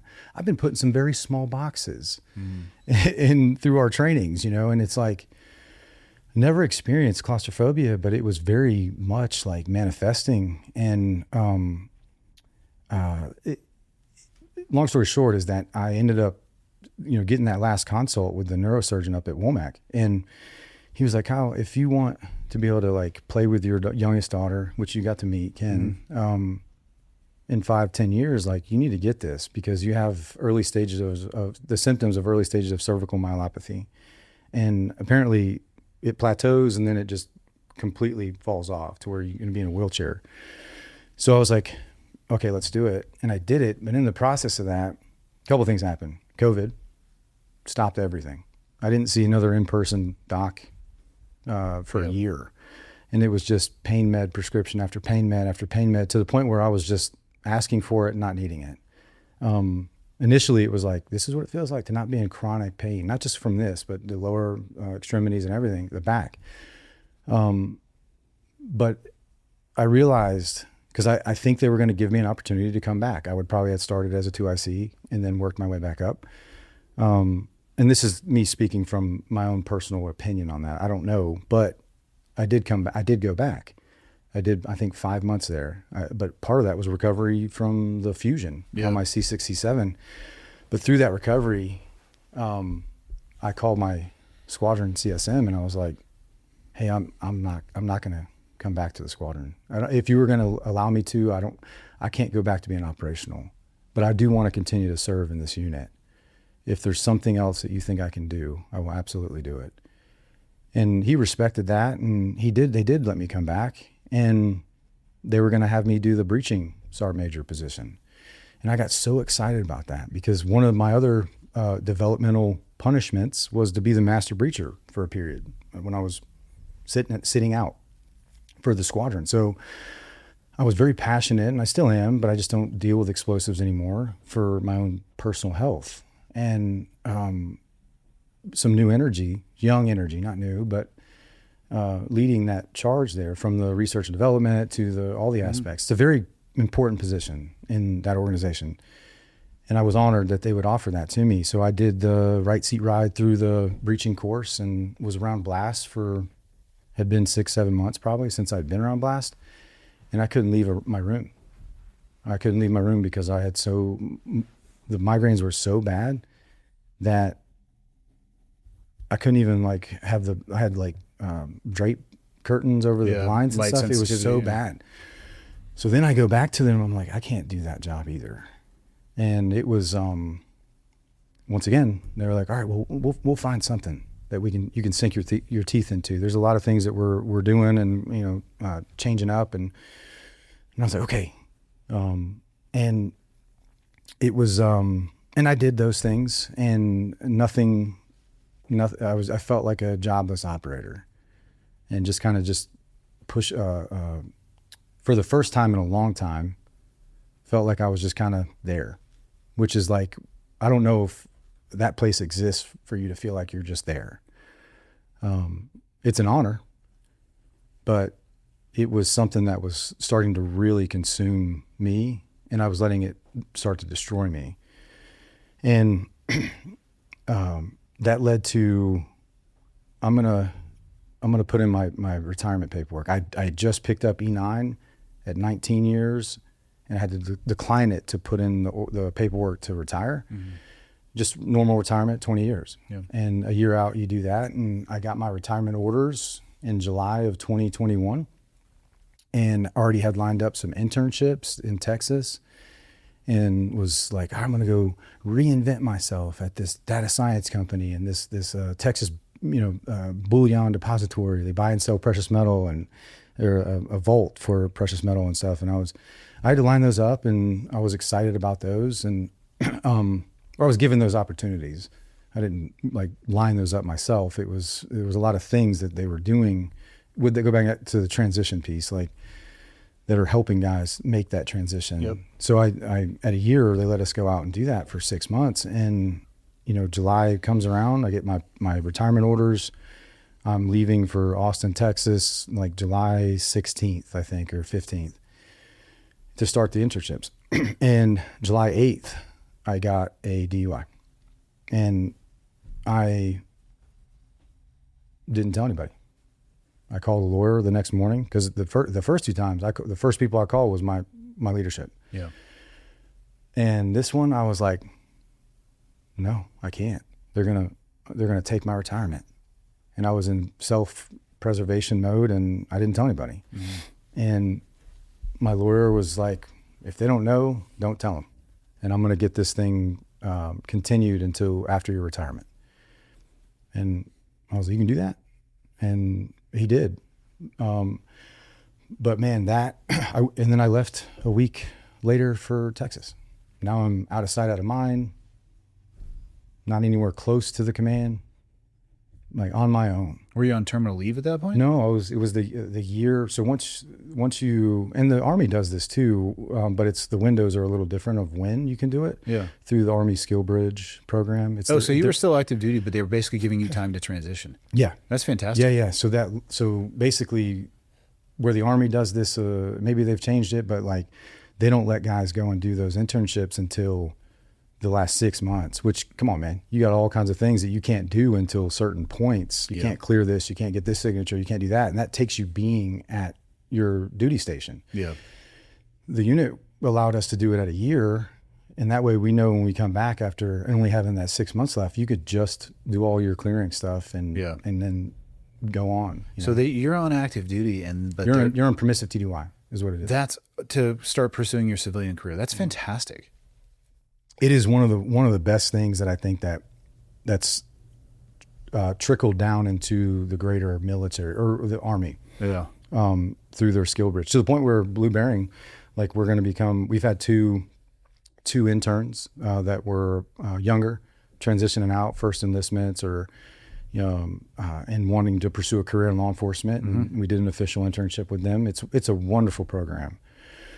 But I went down there knowing that I'm hiding a DUI, lying by omission, and I'm learning how to do these things. And I'm like, at first I'm like, oh, this is great. I got to become technically literate. How can I help here? And it's like, well, how about you and you just turn and face each other as you're doing this, Sit side by side. Yeah. Like they're just like literally they're working on the same thing towards the same goal. Yeah. And they're like, why haven't we had a successful sprint in like the past however many, and this is the data science piece of it. Cause I was like, guys, I'm not learning how to code. Like it's not in my wasn't put on earth for this. No. So, but I did that skill. But just like any of us though, like becoming a valued added member. Yeah. And I had to become technically literate in the sense of like, can I be a part of this conversation without being lost, like completely lost? So that helped me for a little while in the earlier stages of that internship stuff. But I just started like, this is easy. And they're not asking too much of me. So I'd start like working remotely, which is like, why? So at post-COVID, like that was a big part of every company, learning how to do that or being forced to do it. And it became more of a norm, I guess. But that was just an excuse for me to go and party. And I wouldn't just go because I knew I couldn't be out like at bars and stuff like that, because I was a liability when I drank. And, you know, I had came off of all the prescription meds too, all the opioids.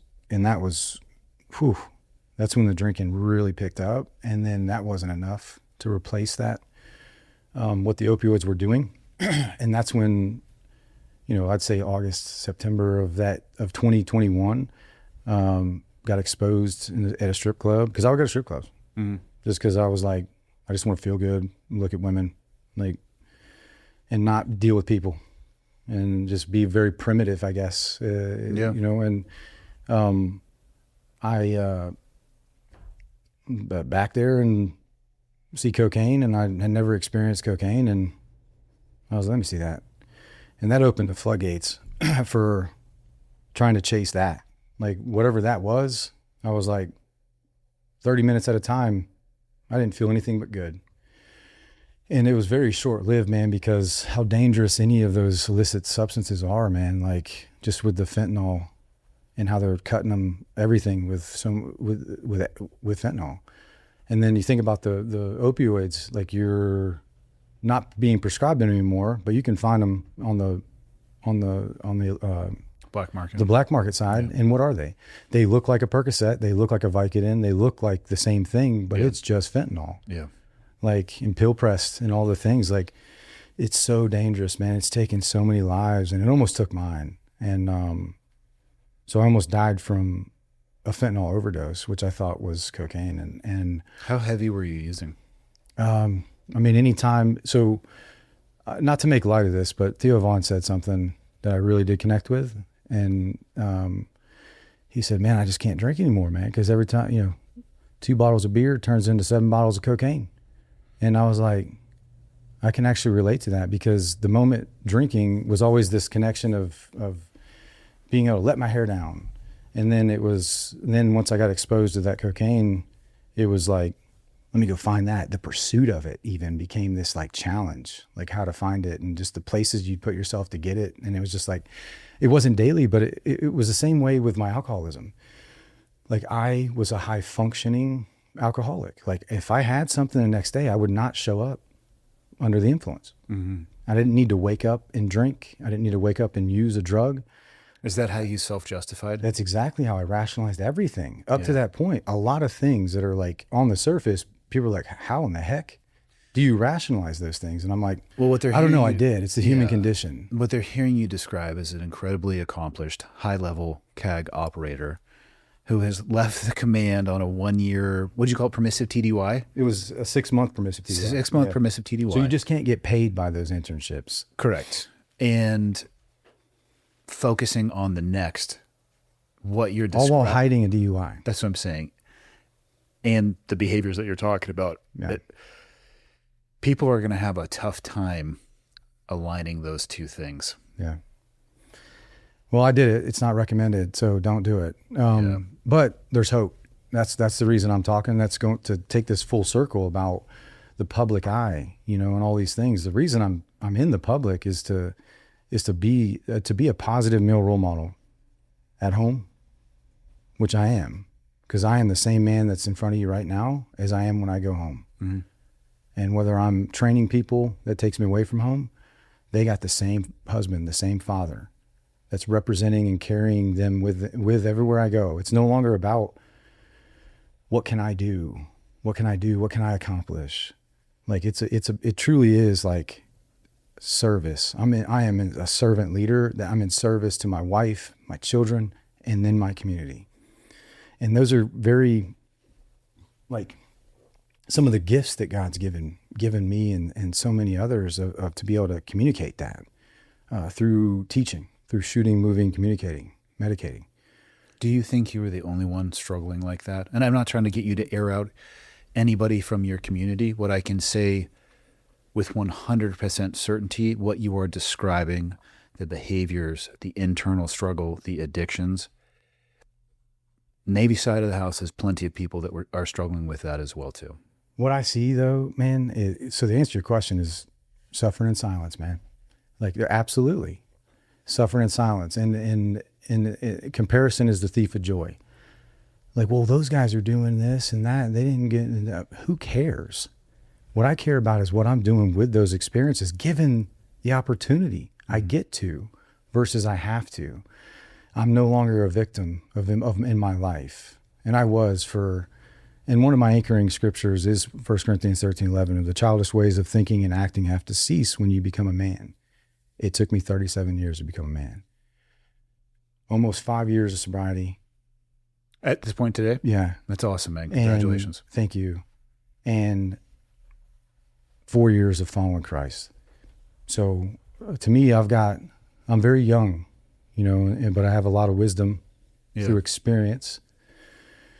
And it doesn't erase any of those things, but the freedom that I've been able to access through those decisions, everything I have is anchored on my sobriety.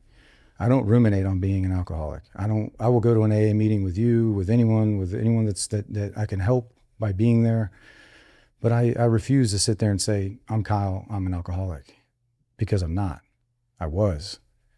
I've been made new, and people can say what they want about this, but to be washed in the blood of Christ has given me this opportunity, which is freedom, is true freedom.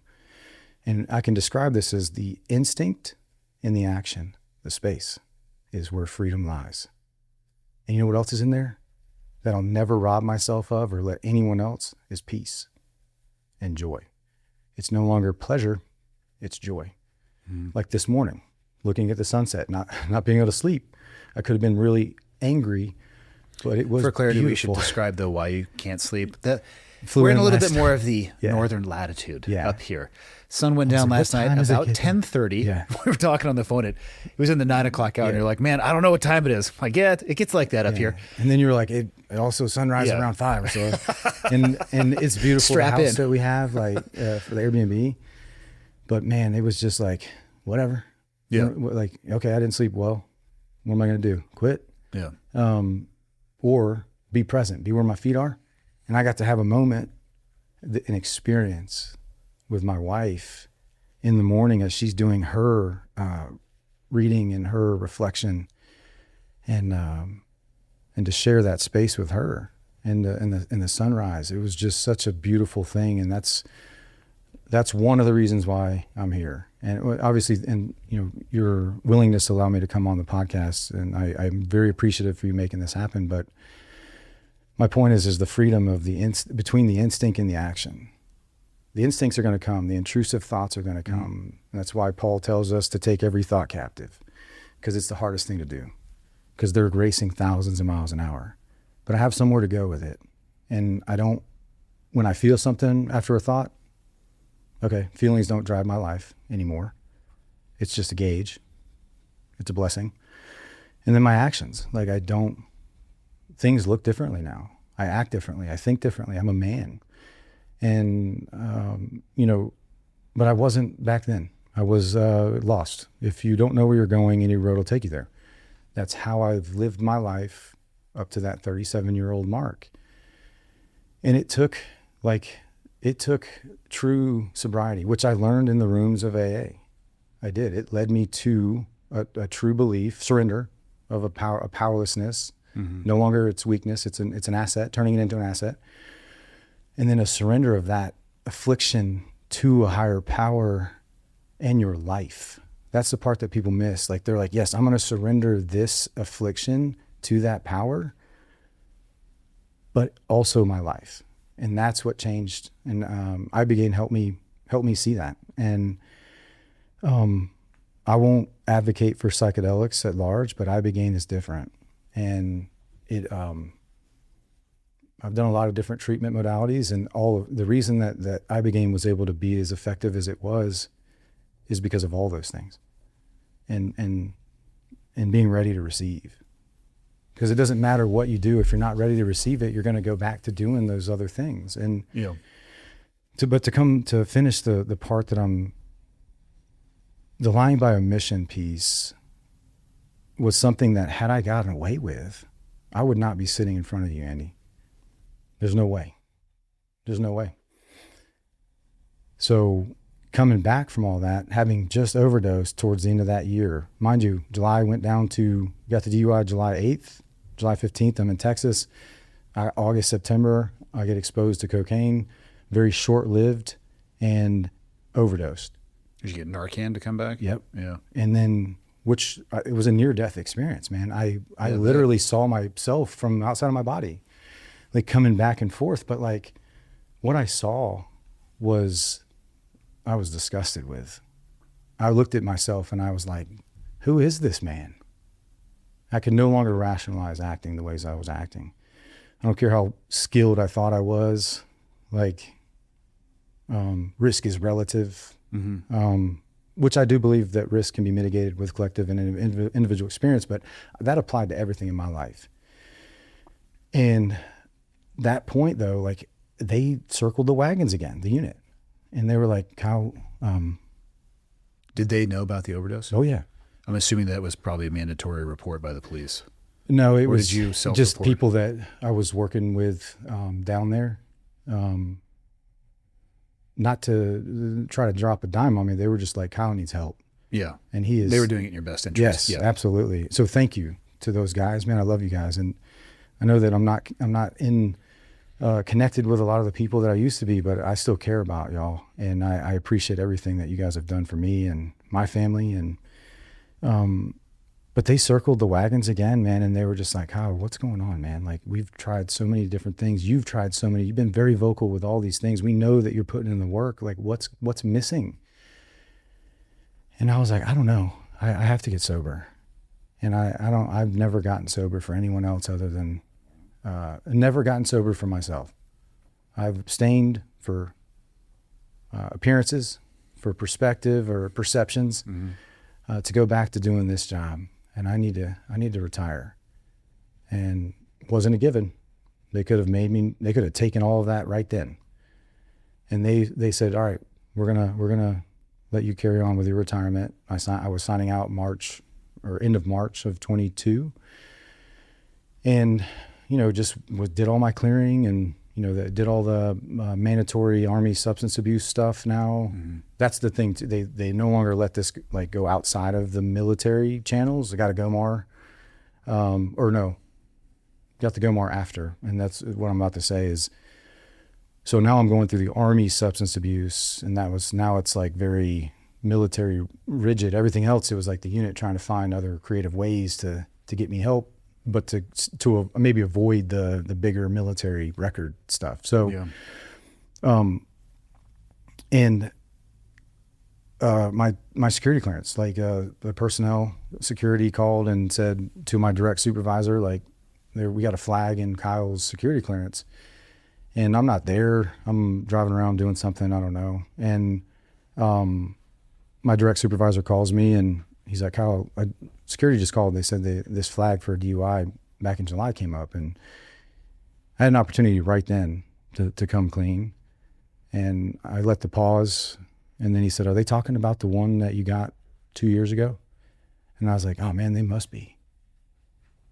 And I say it in a very, like, I'm lying kind of perspective, but I was very deceptive with how I said that. Yeah.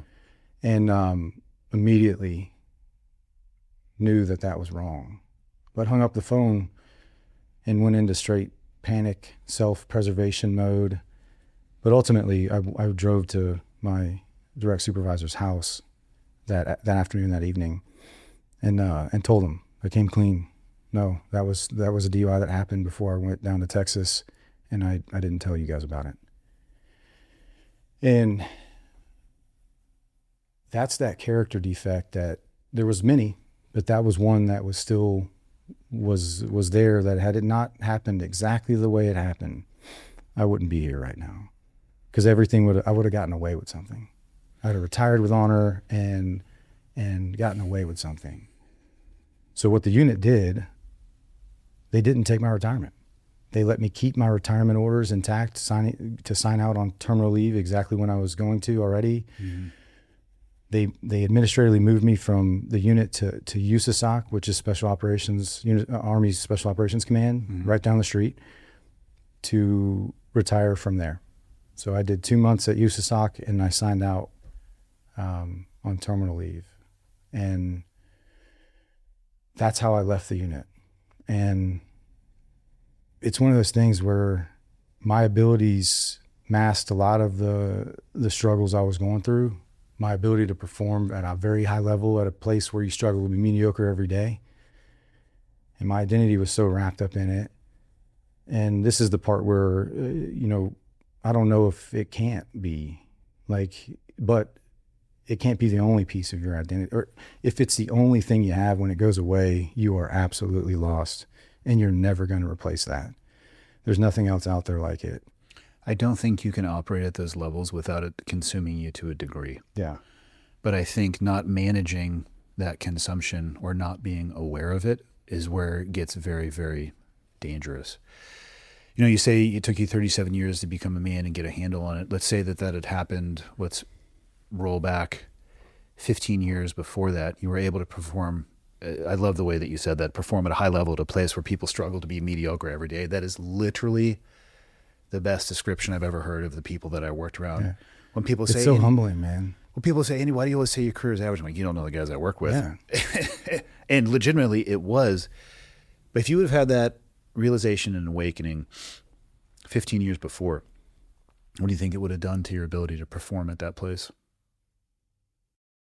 Today's episode is brought to you by Element, or LMNT, depending on how you would like to say it. First and foremost, go to drinklmnt.com/clearedhot. That's the landing page. When you go there, what you're going to see is their newest product, which is lemonade plus iced tea, slightly caffeinated. Let's talk about that here for a second. Electrolytes can be the missing link to help you feel and perform your best. And while salt has been misunderstood for decades, so has caffeine. Many of us are overstimulated. Not me, of course. I would never drink too much coffee, which would result in torched adrenals and wrecked sleep. Like I said, of course, never me. The Element Lemonade Iced Tea delivers their science-backed electrolyte formulation plus naturally occurring caffeine, 50 milligrams. 50 milligrams, I think, is about a third of a traditional cup of coffee. If you go to, and why I recommended going to drinklmnt.com/clearedhot, is you're going to get a free sample pack. So these are the little sachets that it can come in. I'm looking at it right now. It's citrus, raspberry, lemonade, and watermelon. And it'll let you know what you like and maybe what you don't like. The variety is increasing. The flavors are changing. But what hasn't is what they are delivering. I have described this as the old movie Tron, where they put the disc into the water and they drink and you feel the glow of the blue start to be brighter than it was before. It's basically what it feels like. This saves me every time that I train. It's a daily ritual afterwards. I can absolutely feel the difference, and you will too. It helps with hydration. It helps with recovery. It helps me with cognition, all of those things. Again, drinklmnt.com/clearedhot. Check out their new lemonade iced tea, and then you can just go shop to your heart's content. drinklmnt.com/clearedhot. Back to the show. I don't think about things like that. I think it's a wonderful question. I used to think about a lot of things if I would have done them differently. Mm-hmm. But for me, I will answer the question, but my point is that I'm not God. So I don't live in the past and try to change anything. I'm not trying to get you to live in the past. The mind space that I'm thinking of this from, and this is a thought that, or a question that I don't have the answer to, but it comes down to, what is the cost of that occupation? A lot of people, the cost expresses itself in the struggles that you were talking about. We both know plenty of friends and peers that have had substance abuse issues, chemical abuse issues. Taking their own life. And then a lot of the things that led up to that as well too. And the question, I guess, is it possible to work at that level, at those places, and not have some of that residual darkness stick to you? If your identity is anchored in something bigger than you, yes. Yeah. And I saw it. But even beyond the identity piece, what they ask from a time and it's going to change. It's going to change focus. It's absolutely going to impact and change you. Yeah. And there's been guys that are more vocal. Derek Natalini is one of them, that worked there for a long time, did a lot of really awesome things, and was a follower and a believer in God and Christ. But it changed some. And then Tom Spooner is another example of he served there sober. Mm-hmm. He'd been sober far before he got there, but it still was a massive part of his own recovery and healing. He didn't, relapse on it. He didn't compromise his sobriety, but man, it changed every aspect of him. Ask his wife, Lori. And he talks about it very publicly. So I think the guys that, to answer the question of how would it have changed my service there? Meaning, do you think you would have been an even better operator? I think so. Yeah. I think so, because even though I didn't have the words to put to my values were the Army values. Yeah, and of course. They were very situational.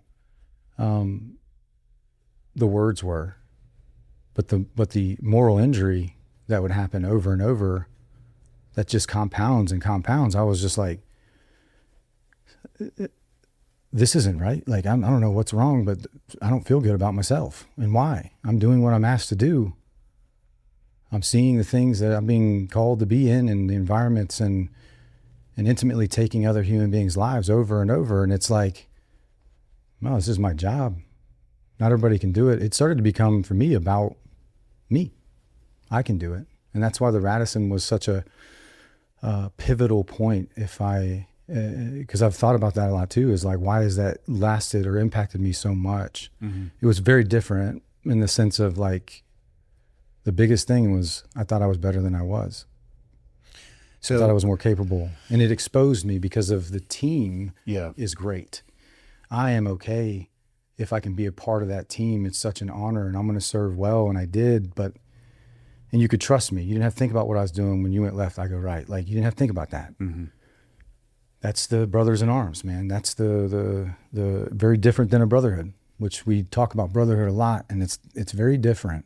How much are you able to say about the Radisson? I know that there are sensitivities, and also you covered it well with Sean and Mike, so we don't necessarily need to retread on that. But I also don't want to diminish. I mean, you were awarded the Distinguished Service Cross for that, which is the second highest award in the U.S. military. I'll leave it up to you if you want to cover the specifics, because I know here's what people want. They want Andy, and they want me to share something that they haven't heard They yet. want us to sit down, and they want us to tell war stories. Yeah. And I am so resoundingly uninterested in that. What I am interested in is what you described, even with somebody like Tom Spooner, where he had sobriety in check, but it changed the person that he was. I am way more interested in talking in the cost of what that job will change in you. Because one of the questions I was going to ask you is, how do we prepare young men and women now, depending on where you're at inside those organizations, how do you prepare them for that? Yeah. Can you prepare them from that? But again, I know that the Radisson is pivotal. It's interesting to me that you said, though, pivotal for you because of the individual versus the team setting. Yeah. I will let you describe that situation to whatever degree you want. I will say, though, you did with Sean and Mike Ritland. If people want to go they want to do a deep dive into that, I think it's been told well. I'd rather talk about the cost associated with it. Even when I talk about it, it's to get to the cost. Yeah. But not just to leave it at the cost. Yeah. It's to leave people with hope. That's going back to this higher mission, this new mission of being a positive male role model for our nation's youth, the next service members, the current ones, the guys that are older than me. Like, it's being an example with my actions and then words. So finding the words to share, putting words to my values, and not violating those, because integrity is not situational.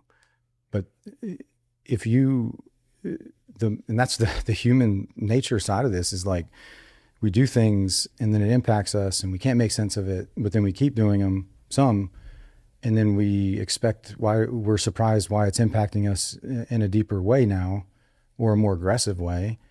And then we try to blame something else. I'll blame my wife. She's the problem. The Radisson, for one, I think this takes it kind of full circle back to the delegation of tasks, the empowerment, the 1 up, 2 down thing. Mm-hmm.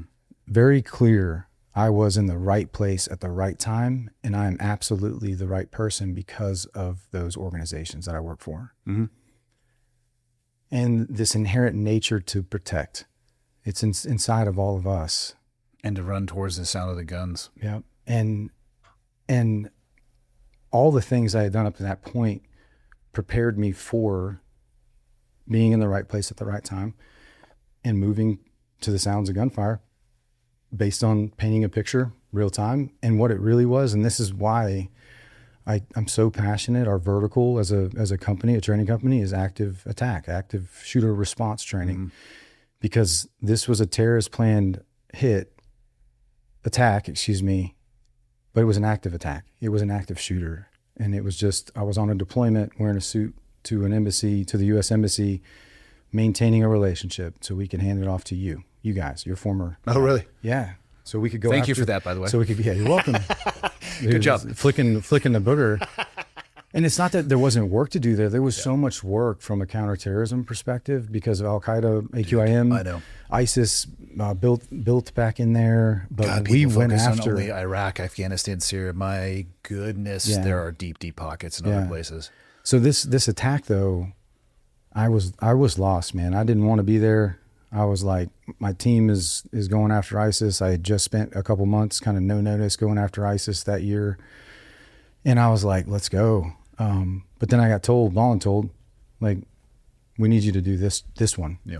And I wasn't supposed to be doing it. Someone else was. And they looked at their leadership and said, I don't feel comfortable, wearing a suit and talking to the interagency folks and stuff. And I was like, what do you mean?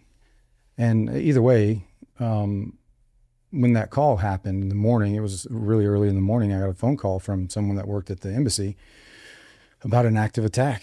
And I was in country for 3 weeks. I didn't even know which way I was freaking up, man. Yeah. I was still trying to figure out and partying the whole time. I showed up and here's your Ninja Turtle costume. You're going to be Michelangelo. And I was like, I love Michelangelo. Cowabunga. And it was just like, welcome. This is what this trip's Vespers and cocktail hours and do-to-dos and like all these things. And I was like, oh, okay, I can do that. Just belligerent though, and getting blackout drunk, and it just very lawless too. And in that environment of like this false sense of security and freedom to maneuver in the city of Bamako, Mali. And ignorance is bliss until it isn't. And when that call happened, I was like, this is why I'm here.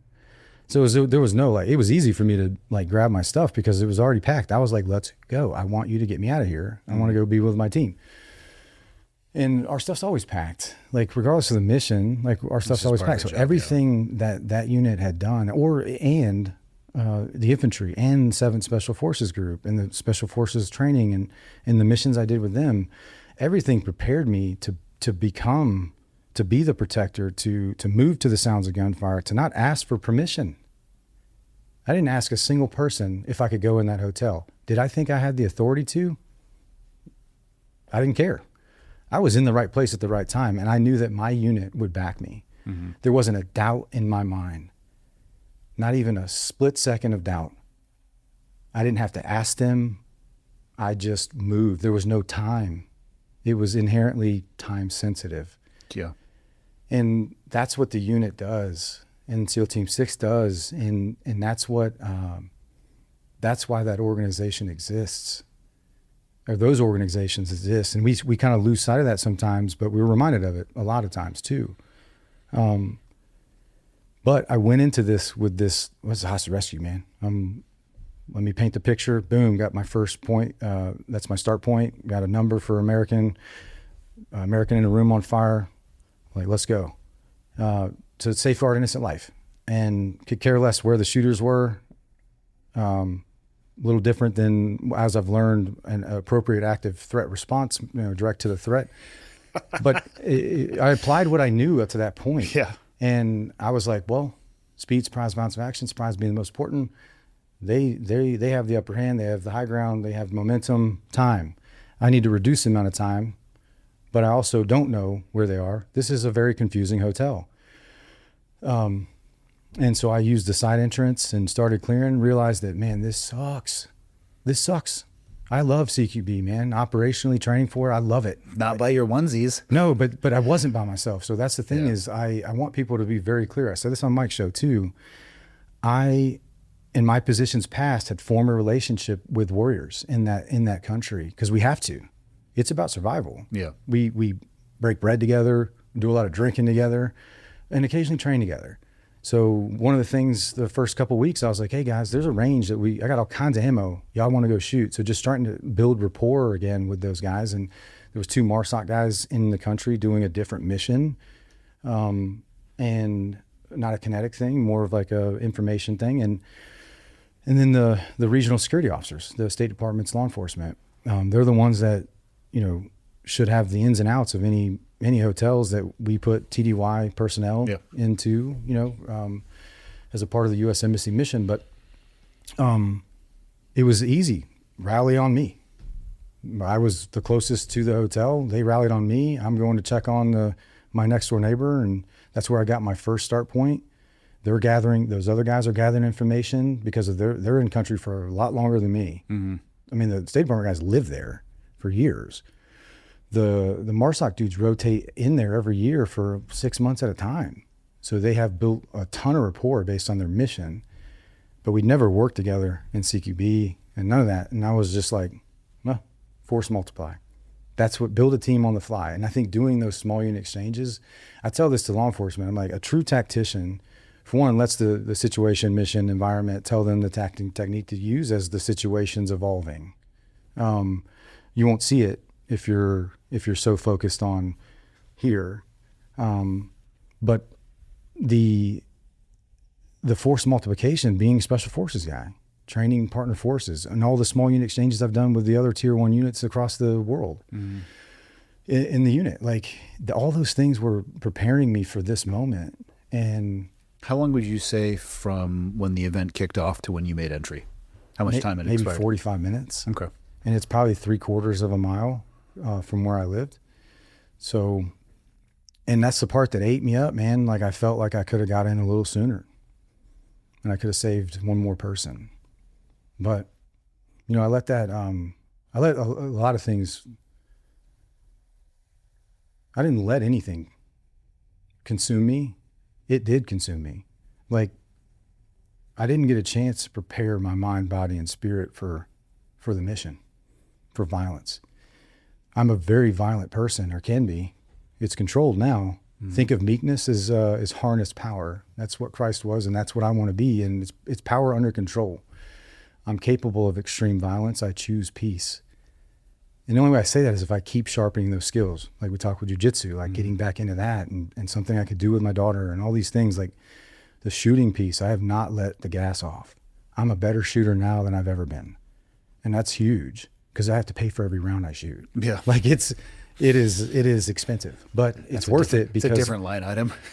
And I'm not doing it to show off. Yeah. I'm doing it to be a consummate professional. All those things, the ethos, the pursuit of excellence that was ingrained in me through those cultures or those environments, specifically at the unit, is what I'm trying to do and what I'm doing with Blu Bearing, with the training stuff. But I did not get a chance to, and this is why like people don't understand, and you talk about this in the book, but like the excruciating level of detail of planning that we do, or that my former unit I was in did, was earth-shattering. SF, absolutely, military decision-making process. The MDMP process, it's awesome.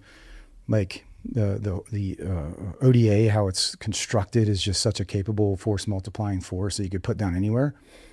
But then the unit is just like the excruciating level of details and planning and contingency plans and rehearsals was mind-blowing to me. Plus the staff to support all that too. Yeah. And there you got people out there building freaking mock-ups, and you're waiting and not waiting. When you get to that point of rehearsals, it's already built. Yeah.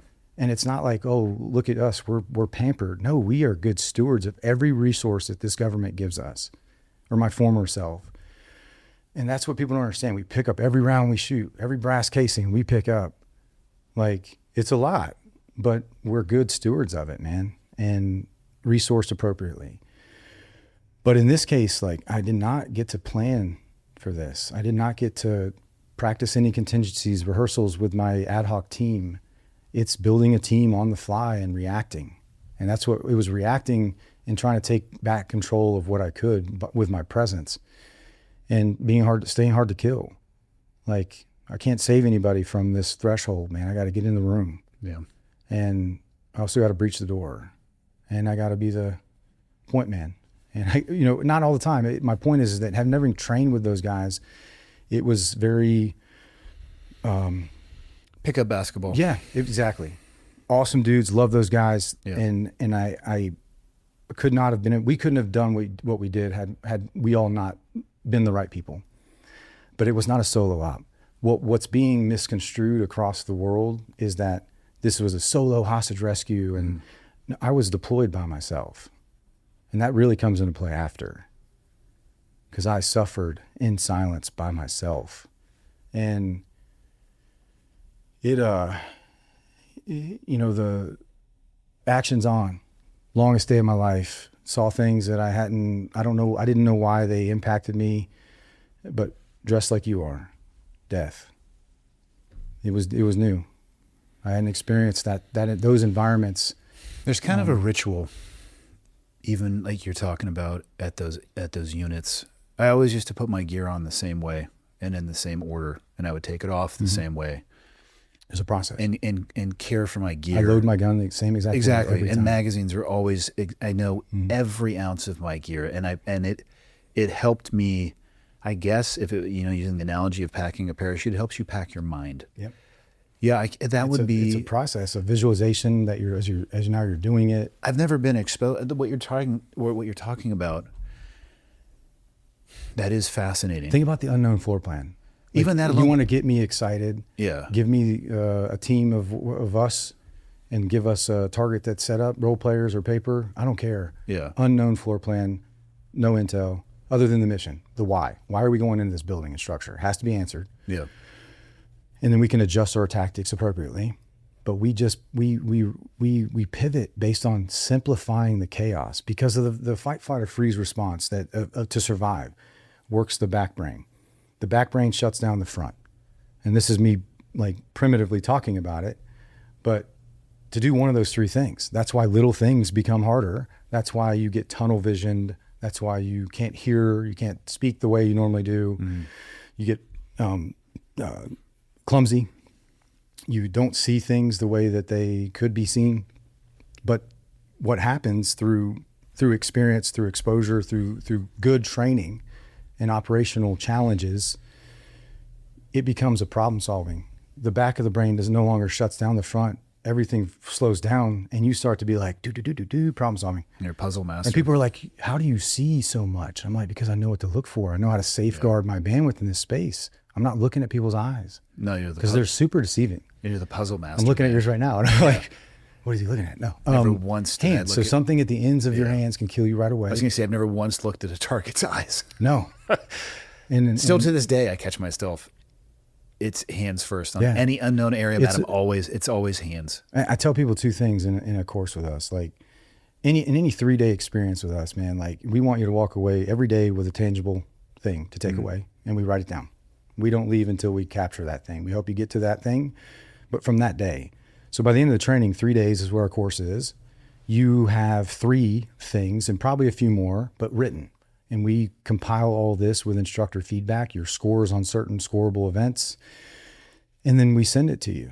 And because there's so many things that you can work on, but if you don't know where to start, like we just try to simplify the common threads, talking about what unites us versus divides us. I'm not spending time talking about why don't you pan or pie across this door or that. And it's like, what's the reason I'm going in here? I've already answered. You're here for a reason, to safeguard innocent life. Do you think you can do that from inside the room or outside? Maybe. Yeah. But the priority of life scale in an active attack is innocent civilians, number 1. First responders, number 2. And then offenders, attackers. So in that situation, the answer to the question is yes, like the priority life scale is intact. Their lives are more important than yours. And that's why in a hostage rescue situation, you're dynamic and you're going in. Yeah. Well, and the whole dynamic versus deliberate thing, it bothers me because people like, they've now, and this is something that I was taught too. It's not like in reflection, I've been like, man, all CQB is dynamic. It's just how dynamic is the environment. You do the same shit, just and faster. It's all deliberate if you're being honest with yourself, because deliberate doesn't mean slow. Deliberate means intentional. It means predictable. It means in control of the throttle. Yeah, that's what I'm saying. So, it's the same stuff applied generally faster. Yeah. Yeah. No, absolutely. And because in lieu of cover, or even concealment of these drywall walls that we're hiding behind, doing all these things. The enemy doesn't have to discriminate. They can shoot through those, and maybe you just haven't been challenged yet.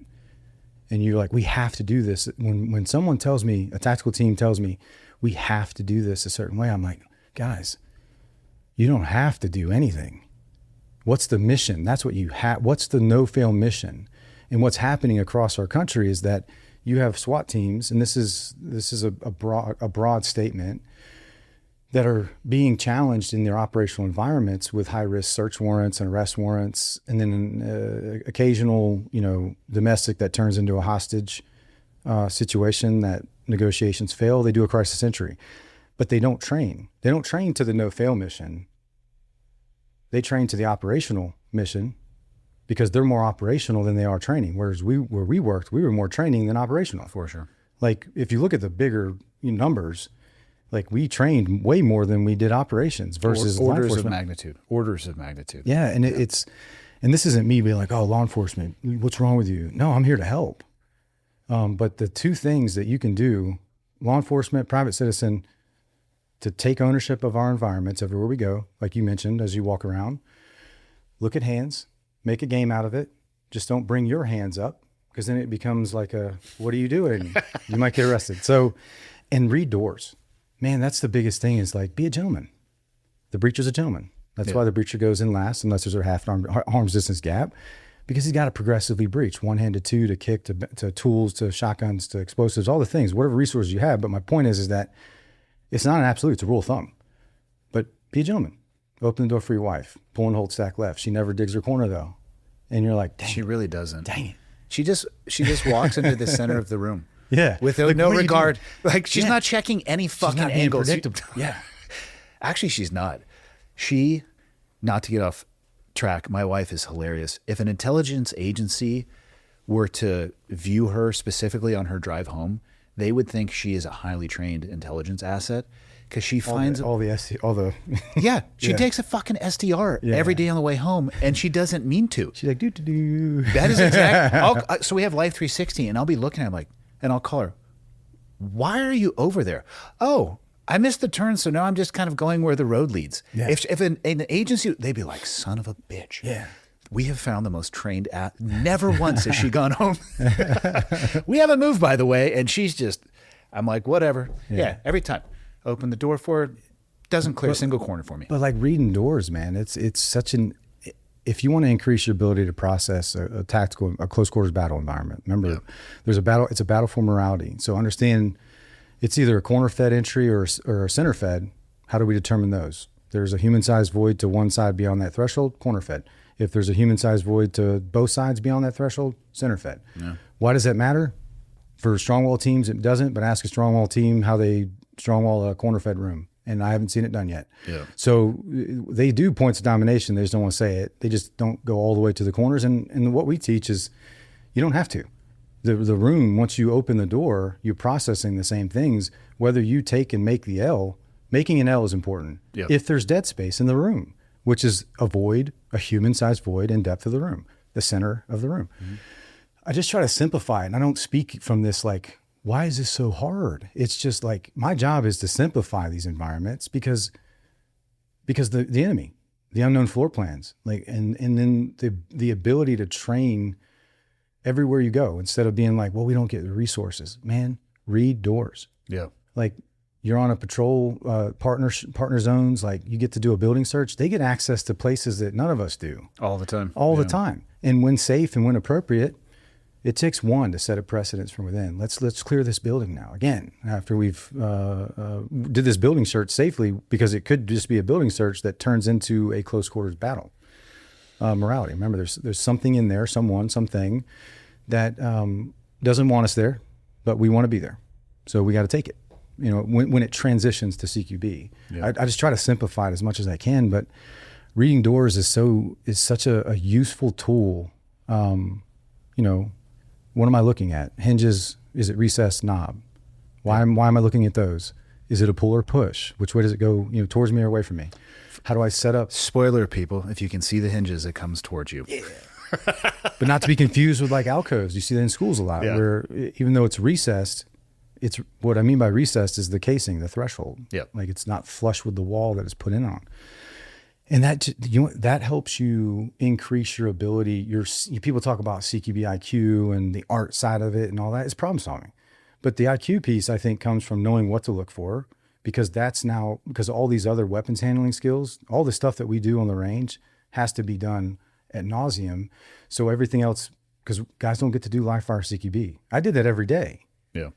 On the range and in the house. Everything, we'd use sims for force on force to pressure test, larger scale things, but that's okay. I don't get to do that anymore. And so how do we maximize the training environments that we have? And it's knowing what to look for or how to free your bandwidth up so things are running in the background. Yeah. Subconsciously, through touch, things happen. They're not supposed to. I give it what it needs. People, they give me feedback. I give them input based on the appropriate feedback that I desire, and same with the tools. Trying to reduce the number of surprises that you present yourself with. No, I totally get what you're saying. That's why our motto at our company is prepare for the known and react to the unknown, because the knowns that I have to continue to prepare for, because just because I used to be this doesn't mean I'm good at it anymore. Doesn't mean there's still a known to me. So I can never get complacent with those things that are good for me in my life. And we could use shooting, moving, communicating as an example, but it's just anything good for me in my life, I have to practice. And then if I'm willing to share them with you, they can become a known for you if you find it helpful for you in your life, and vice versa. So we can prepare for more knowns and then reacting to the unknown. What is the unknown? Control. Unknown is fear. It's the uncertainty of what's through that doorway. It's the car accident that you're trying to avoid. Yeah. It's the miscarriage that you're dealing with in your relationship. You didn't expect it, but you're in it. So you have to react with what you have, and that's the knowns. And that's our motto at Blu Bearing. So, what about the Radisson caused you to suffer? You said you suffered in silence. What was it about that? There's for one, overexposed from a physical, mental, and spiritual. I wasn't a follower of Christ back then, but if you couldn't recite the Quran, they were executing people. And I found that out later. But in the hotel. In the hotel, yeah. And I told you the way that the people were dressed, just something was not like, it didn't stop me, but it was like, could not compute, and some of the overwhelming environment that I didn't have the troop, the squadron to overwhelm, and it becomes this like problem to solve. It was a problem to solve, no doubt, but I was overwhelmed and I never stopped. And then you couple the overpressure, the blast. I got shot from 5 feet away in a stairwell. That's what this scene is. And the only thing that saved my life is the first round was meant for my face because I'm looking down a muzzle. It was very weird to look down the muzzle from that close. And how'd you find yourself staring down the muzzle? Running up the stairs and they were coming down. Our paths just crossed based on I was looking for the highest floor that I had Americans that I had gotten information on, their room numbers. So poor timed meeting in a stairwell. Yeah. They got the high ground and I'm running up, and stairwells are, so if it's not a corner fed, if it's not a center fed, it's either a hallway or a stairwell. So you still take it like a room till it shows you it's not. Mm-hmm. And with practice as a collective, like it becomes a little bit safer. Oh yeah, but it's the most dangerous, linear danger area, and then you add the depth, the height, the elevation. Fighting uphill sucks. It always has.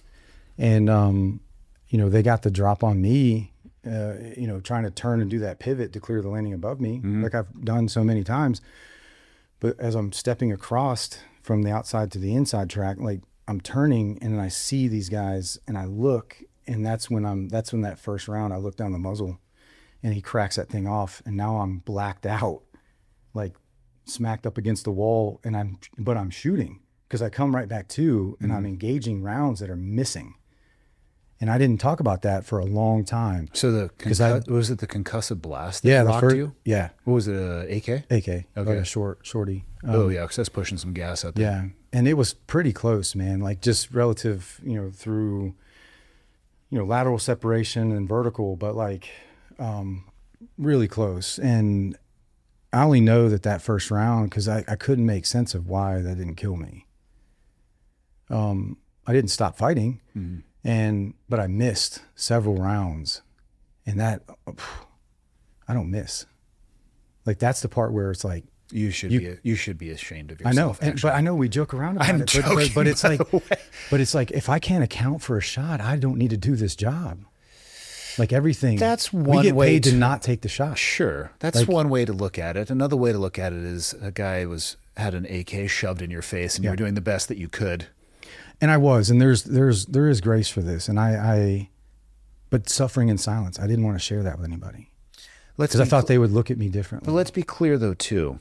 I don't know all of the training evolutions you've ever done in your life, but I bet you never put a buddy up on a stairwell and said, "Hey, with this live AK, as I clear this, I need you to crack a round off right in my face." Yeah. So you train to the limit that you can inside of a safe parameter. Yeah. It's not going to prepare you for every single situation. No, I agree. I understand why you wouldn't want to talk about it though. But I was middle management at this point. I was a 3IC and just like earning my stripes, man, feeling good about what I'm, how my addition to this, the most capable fighting force on the planet, and I'm by myself, And where did the round impact? Behind me. Like did it go right over the because top of your shoulder? It wasn't just one, it was like 5 or 6 rounds after. So that first one, I know that was like for my face. Man. Yeah. Because I went back there with the FBI, put a suit back on. I'm with them. And I went back there for days on end. And I said it was for my own storyboards and all that to ARs. And part of it was, but it was to try to make sense of everything. Why I was still here.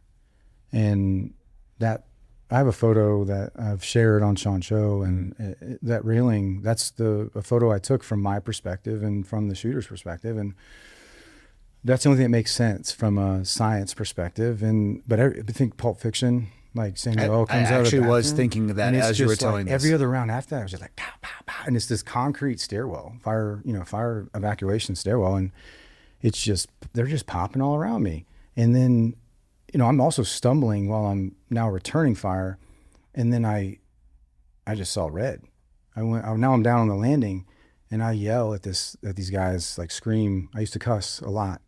I don't cuss anymore, and that's been very intentional, but for me. And it changes the way I interact with myself and others. And I don't get as angry and all these. It's been such a beneficial thing in my life. But I screamed some obscenities at these guys and went running back up because I was going to try to use speed to get to gain some momentum based on the engagement that just happened both ways. And as I'm doing that, I hear the primer pop. I hear Allah Akbar on the Russian style grenade, and it's very audible, And I knew it's on a delay anywhere from 2 to 3 set for 3.5, whatever it is, 3.5 seconds. I think it's 2 to 5 is the window. Yeah, for those. Yeah, depending on, is it Chinese? Is it which style? What year was this? What vintage? But it was a very familiar feel, audible sound, and that Allah Akbar. Yeah, that only sounds in one way. And I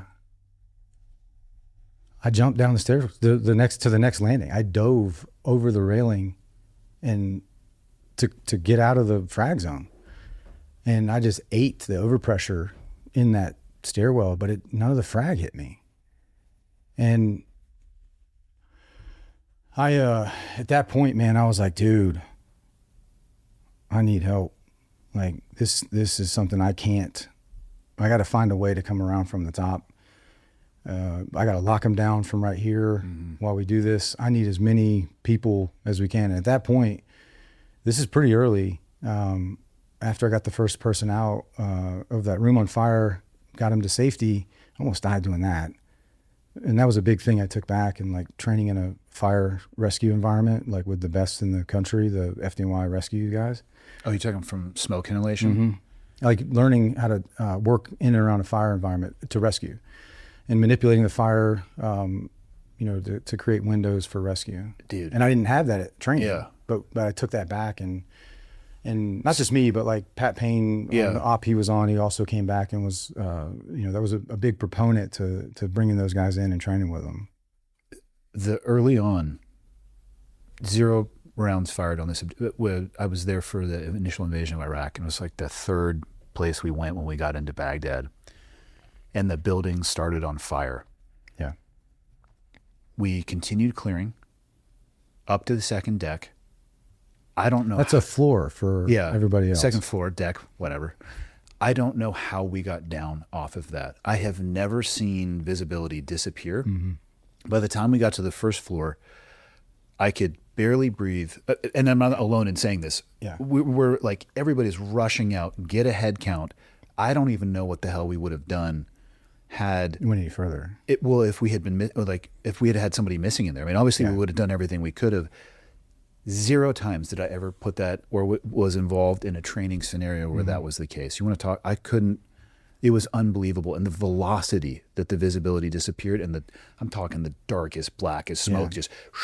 Yeah. So I know exactly what you're talking about. Obviously, completely different situation, but yeah, and actually even after that, of course, that was never introduced into any training scenarios. But what a problem! Yeah, but it made me appreciate the fire guys across this country. Like 100%. They go into these. So we did the whole workups of like ladder and hose team, man, full blown everything, SCBA, the full gamut, and then they started taking things away from us.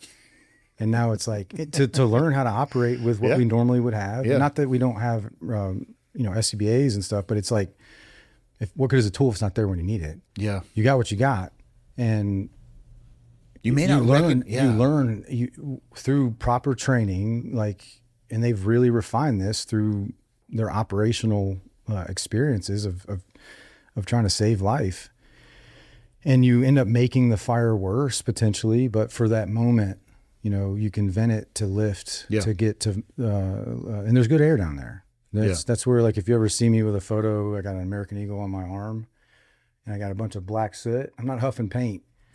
I'm sucking the nails out of the floorboard because there's good air down there. I'll tell you that. Like, there's good air down there. You're like, oh, some good smoke. Some good air down there. And it just makes you appreciate, like, just what the service across this country looks like and how it isn't just us. Yeah. And that's a big part of why I do what I do now is like it's reinvigorated my sense and pride in this country, seeing and meeting some of the greatest law enforcement and first responders across this country and private citizens. Like, we do an open enrollment version of our active shooter course, the Protector Mindset, and we tailor it to if you don't have a rifle in your truck, some people do. Mm-hmm. I'm not saying do or don't. I'm saying you're going to train with what you actually carry. So if you carry in a bag, guess what you're doing the whole training with? Drawing from bags, carrying the bag. And we finish with, realistic scenarios with people at a real school, and you're giving context of, like, you're picking your kid up and then or you get a call, from your spouse that works there or something. We tailor it, man. It's very custom built to the individual. It's good. But, where do we go from here? You were talking, so you needed to figure out a way. Essentially, you had gone. Oh yeah, we were in the stairwell, but then we had gone, I think, back in time a little bit. You almost got killed by the smoke. Yeah.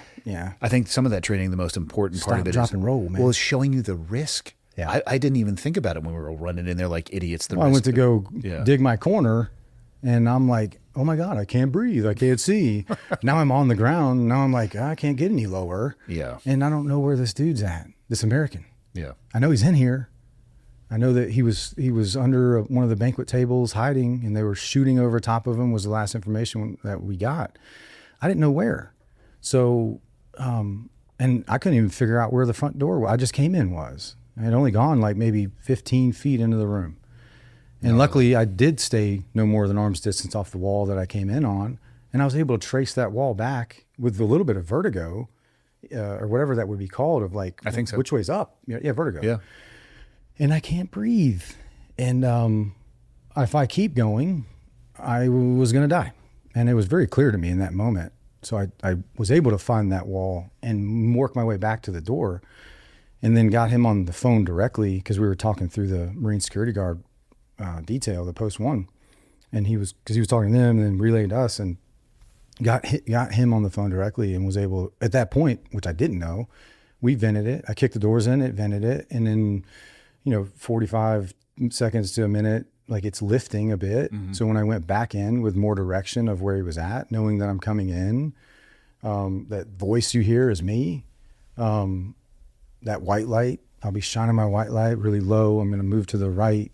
And if you can and you hear me or see me, come out.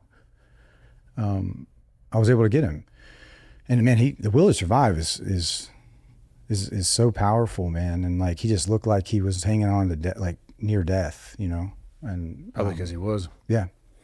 A lot of people though, even just from shock, like grown men, I'd kick in the doors and targeted room numbers of Americans, and some I could find, some I couldn't. They'd already escaped, or maybe they already were. There was one American that was actually killed. She was killed during one of the initial volleys that they did. But I didn't leave that hotel until I confirmed without a doubt that she was one of those killed. She was the last person I was looking for, Anita Guitar. Mm-hmm. I just took a lot of, I tried to bear it all, I could have did more. This is my responsibility. I have the ability, this is my responsibility. And I didn't have any grace. And the biggest thing that I was missing was the hot wash, my team. How long were you in country after that occurred by yourself? Just about 3.5 months. Whoa. Unraveling. On an island by yourself, in comparison to being with your unit. Yeah, I'm physically hurting. After that initial engagements with the shooters in the stairwell, once I was able to get the Malian security forces up there, I gave them like a freaking, Knife hand? They don't speak. You gave them the knife hand? I gave them the short range. I didn't do the long range. I did the short range. You got to save the knife. Well, they don't speak English.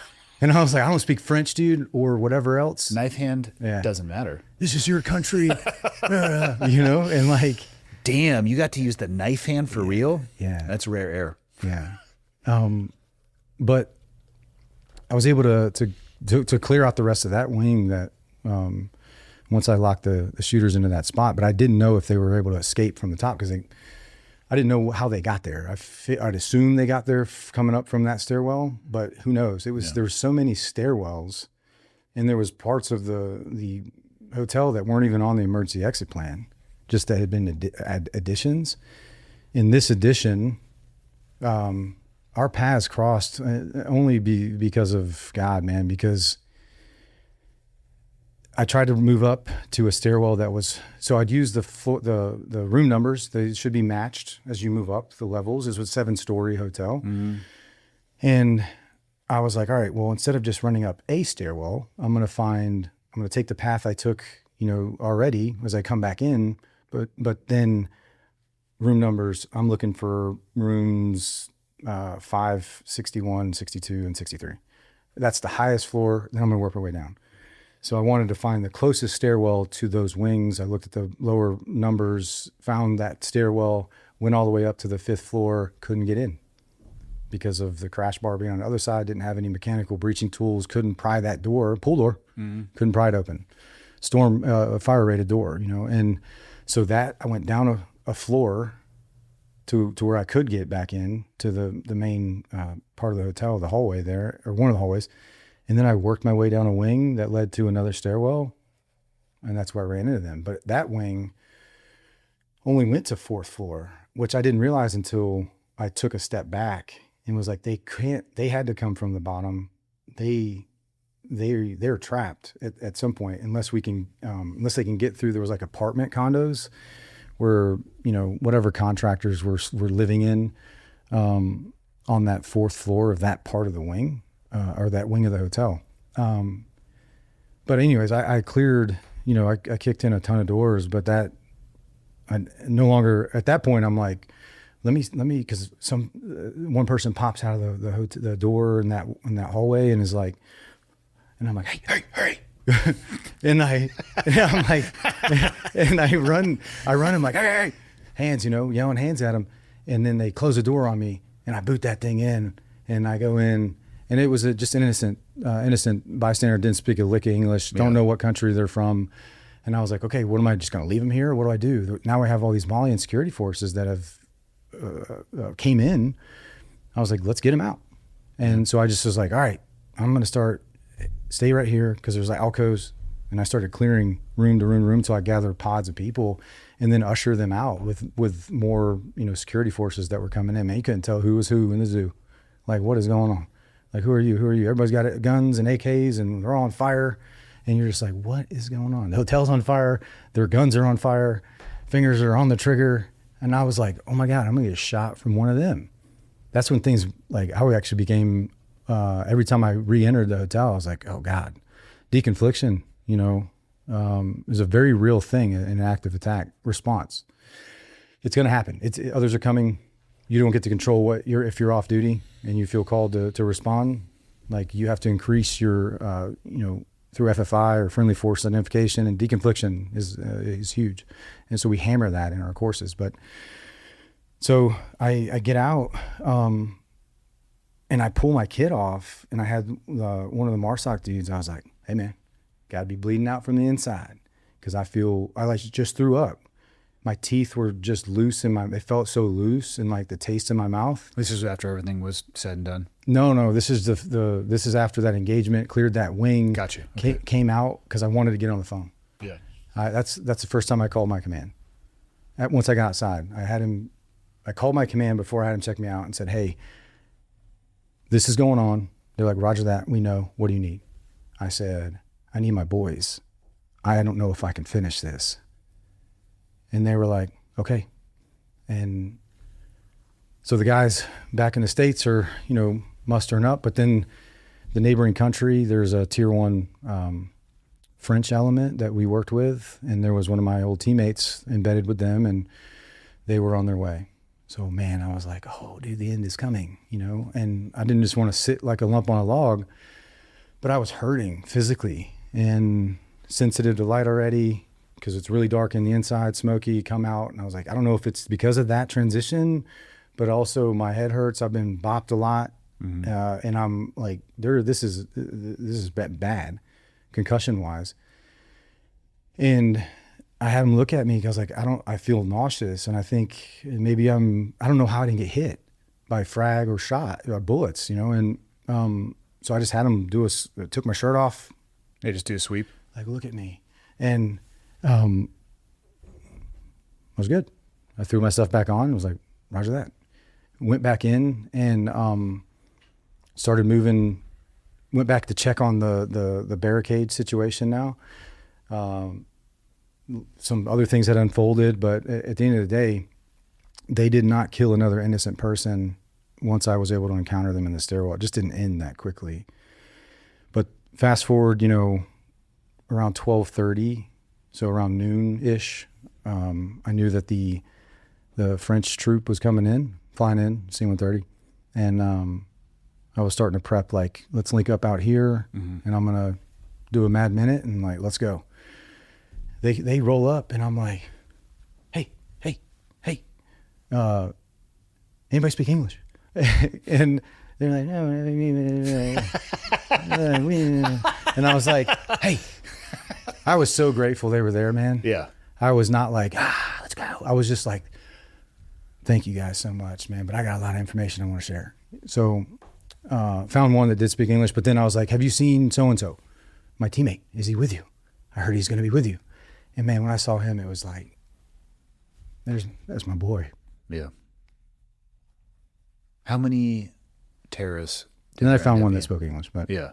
How many terrorists did there end up being there? So I saw 3 at the end of it, but the report is 2.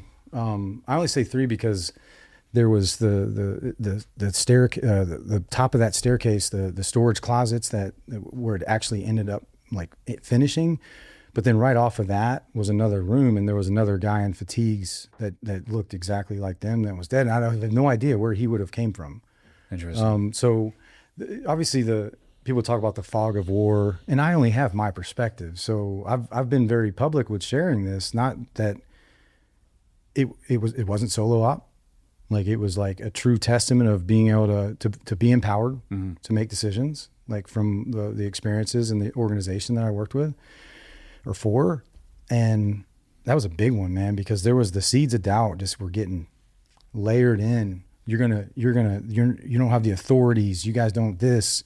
And a lot of it was coming from my former job, Special Forces Command. in Germany. And I just saw it in the MARSOC dudes. I was like, they were on the phone like every 5 minutes. I was like, get off the phone. Like, I need you here, man. Yeah, I need you to be present. Later. And I straight up, that's where I was like, that's a tomorrow problem. Because the whoever up in Germany was like, you're going to ruin our platform. Like, people are they're not used to, they shouldn't see you with, body armor on and rifles and helmets. And I'm like, who cares? You want to see dead bodies pulled out on the news? I mean, that's a tomorrow problem. Yeah. But the thing is like, my courage and the courage of others is contagious, but the seeds of doubt starts to create hesitation here and then here, like physically. Yeah. And that's where, like I said, man, God bless those guys, but they were not empowered by it. And that's no fault of their own. That's a big problem with special forces too. In my opinion, from my perspective, we had a CRIF, a Commander's Reactionary Force, that sits in Germany for this very thing, significantly closer to the crisis than the United States of America. Still far, but closer. Yeah. And it's what they're designed to do. And they got told to stand down. I had one of my old teammates up there doing some admin things on his rotation, rotating out to exchange this or that. And he heard that this was happening and he went straight to the SIF guys and was like, let's go. So they were mustering up, like loading up, and they got told to stand down. And I was like, what? So, had the French not been positioned, because that was their Afghanistan, really, like northern Mali, they were very kinetic going after all the different, AQIM and Al Marbatun and all the different, and eventually ISIS. But they, we assist them, and we could accompany, but we never did because of the geopolitical issues with the State Departments in those countries. They didn't want a soft presence. So that's where, for the longest time, like the AFRICOM messaging or the greater message was that eventually it was like Malians are dealing with it. And then it was like special forces are on the assisting with the evacuation and then it wasn't until years later that something came, until I got the Distinguished Service Cross, which was 3 years later, which I'm extremely honored to have. It was such it's an honor. What you did is an amazing thing, man. Thank you. You deserve every stretch and inch of that medal. I got to be awarded it with my family there, and it's very personal to me in a place that we're very secretive, even with our own families. Yeah. And one of the things that did bother me about that was I had one of the guys that were there from the State Department that saw real time, at least the first few hours of the response, come in and kind of speak on my behalf, and I don't know what it was, but what they shared was very different than how they shared it. Was a little different than what I experienced. And it seemed like there was because of our interagency, efforts, and not that that's not the case, but I wasn't waiting on anyone. And I led. And all I expected in that moment was that one moment of like, to speak to that confidence that through my leadership it gave, which they spoke to me and said this to me over and over.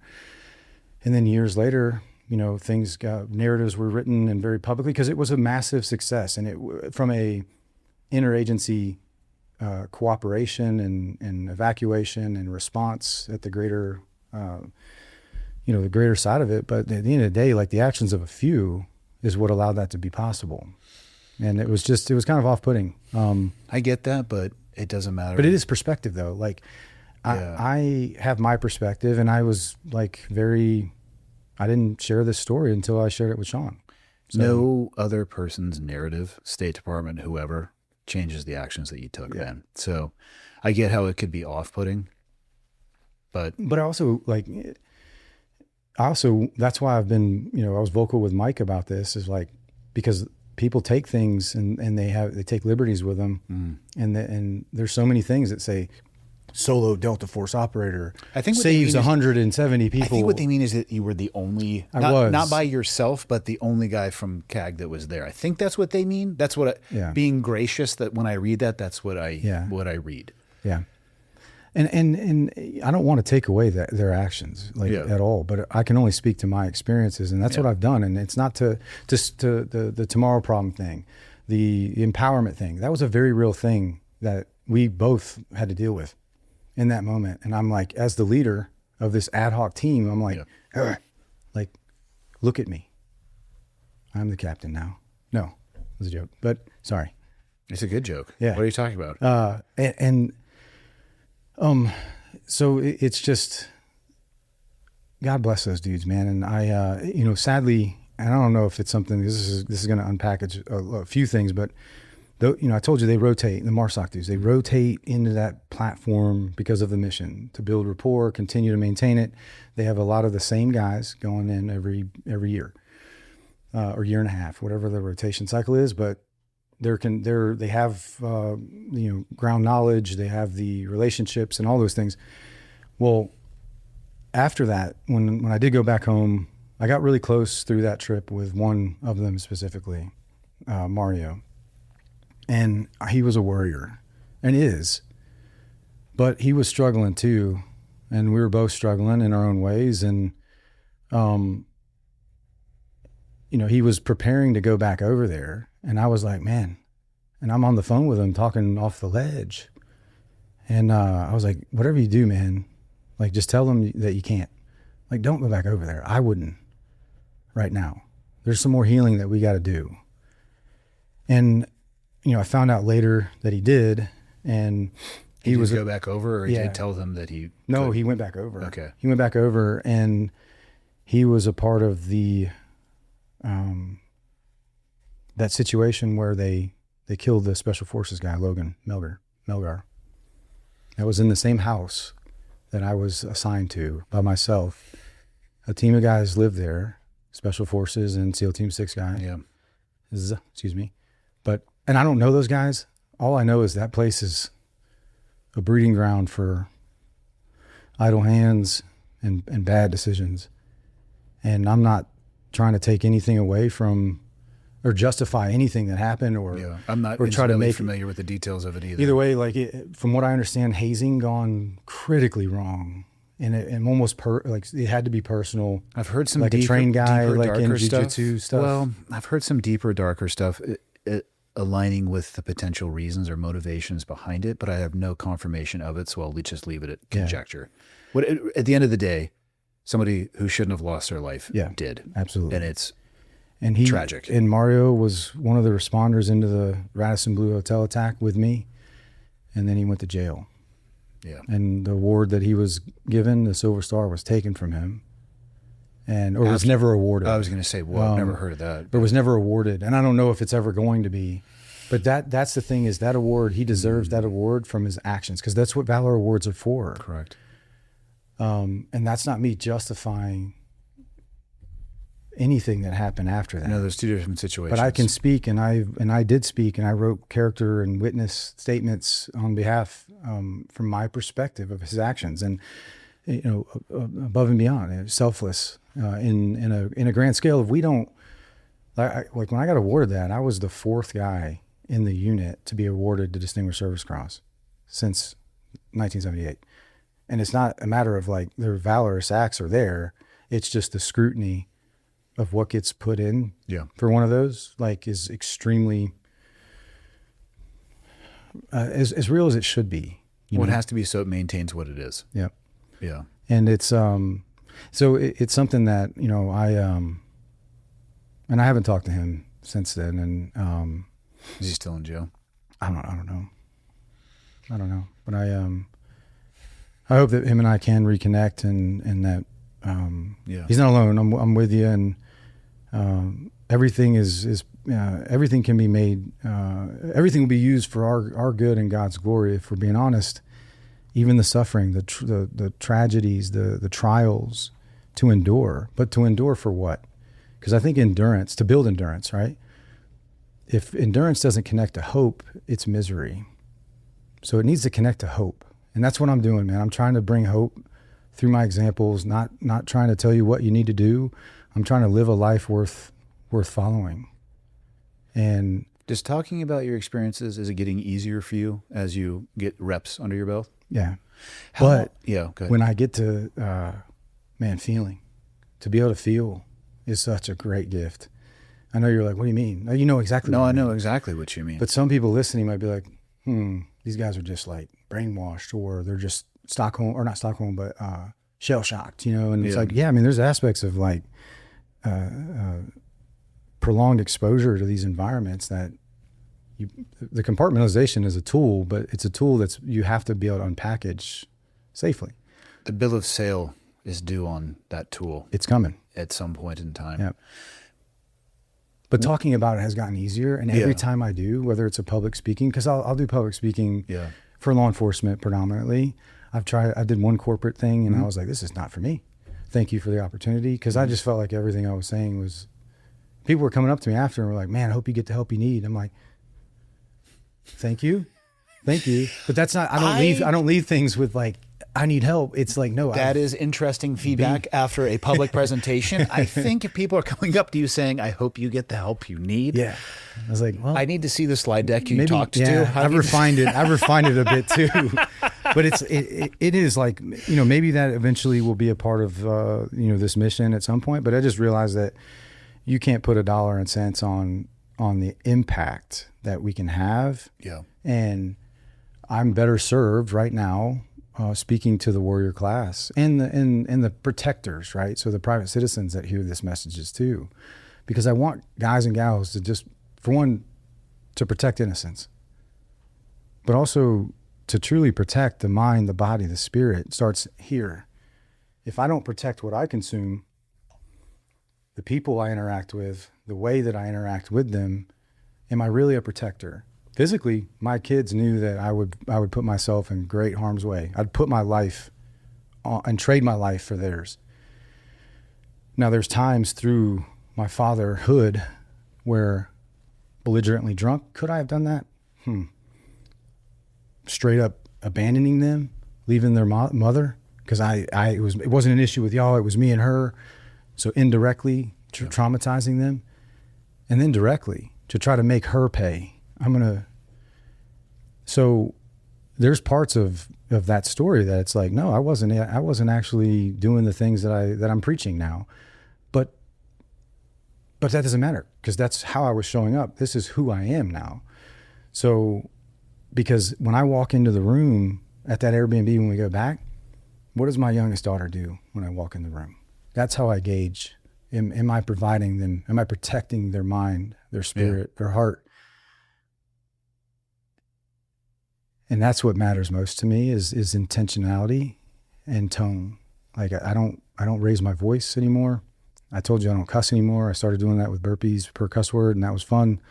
How many did you punish yourself with? A lot. No, per cuss word. One. Because I know it seems like nothing, but I cussed a lot. Okay, so you're getting some reps in. We could be mid-conversation, and I'd be like, boom, and you'd have no idea that this was a part of something that I was doing. And it's kind of a fun, like, conversational piece, because then you'll see light bulbs come on in other men. Yeah. And they're like, you know what, I like that. I'm going to try it. And the biggest benefit that I found is I don't get as angry, because those words are connected to an emotion. And once they release, it's really hard to bring them back. Yeah. So just being very intentional about providing safety and security, truly, like, because that's what they require from us as their protector. But it's the mind, the heart, and the soul, so I am called to that leadership role, and not just by a title, from God's design and what the Word of God. It's the only tool that guides my life now, and I don't get this right every day, but there's grace for that. Praise God for that, man. It's Jesus's life on this earth was an example for me to follow, and I was so interested in my recovery of the man. And if you want a good moral guide, he's the greatest moral guide that ever existed of how to live a selfless, fruitful life. But he'd also be a lunatic if that were the only thing, because of what he said.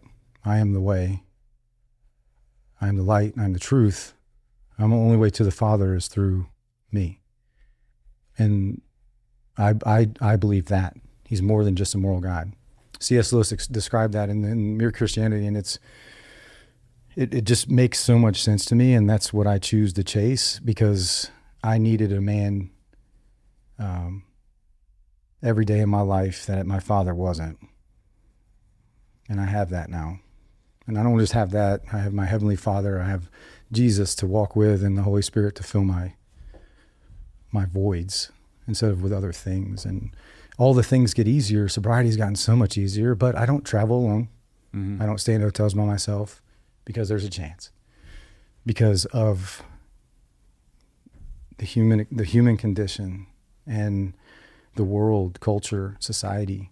I got everything at my fingertips here, man. I keep pointing to this because this is a slave thing, but it can also be such a tool that we can use, and it takes building boundaries. And it's how you and I connected. Yeah, No, exactly, and that's how we're able to share this message. And it's extremely important in my life to share that message, but to meet people where they are. I won't ever, we openly pray in our classes at the beginning and the end of the day, and I use that as a challenge for people. I say, hey, we're going to pray because I need it, and maybe some of you realize you need it too, but if you aren't religious, take this moment to reflect and meditate and be present, be where your feet are, because what we're doing and what we're about to do is inherently very dangerous. We're going to do it safely. We're going to push each other. We're going to learn, but it's dangerous. So I'm going to ask for protection and for wisdom and guidance and openness, open heart posture to remove the ego. And then in the evenings, I always say this. I'm like, does anyone feel called in the group to close us out in prayer? And I look and I pause for a bit, and I'll see, occasionally I'll see one or two guys go, something like that. Mm.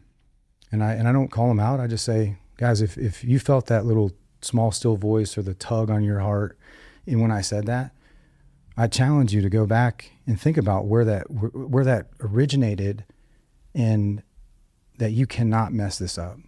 I'm going to close this out in prayer, but tomorrow night, man, if you feel that same tug, just raise your hand, man. Everything that you say, you cannot mess up, because he knows our thoughts before we even think them. He knows our heart, our posture, the intent. And that's been one of the biggest impacts I've been able to make to truly impact our society. Do you ever see guys in your squadron praying together before operations? The only op that I've been on and this was very weird.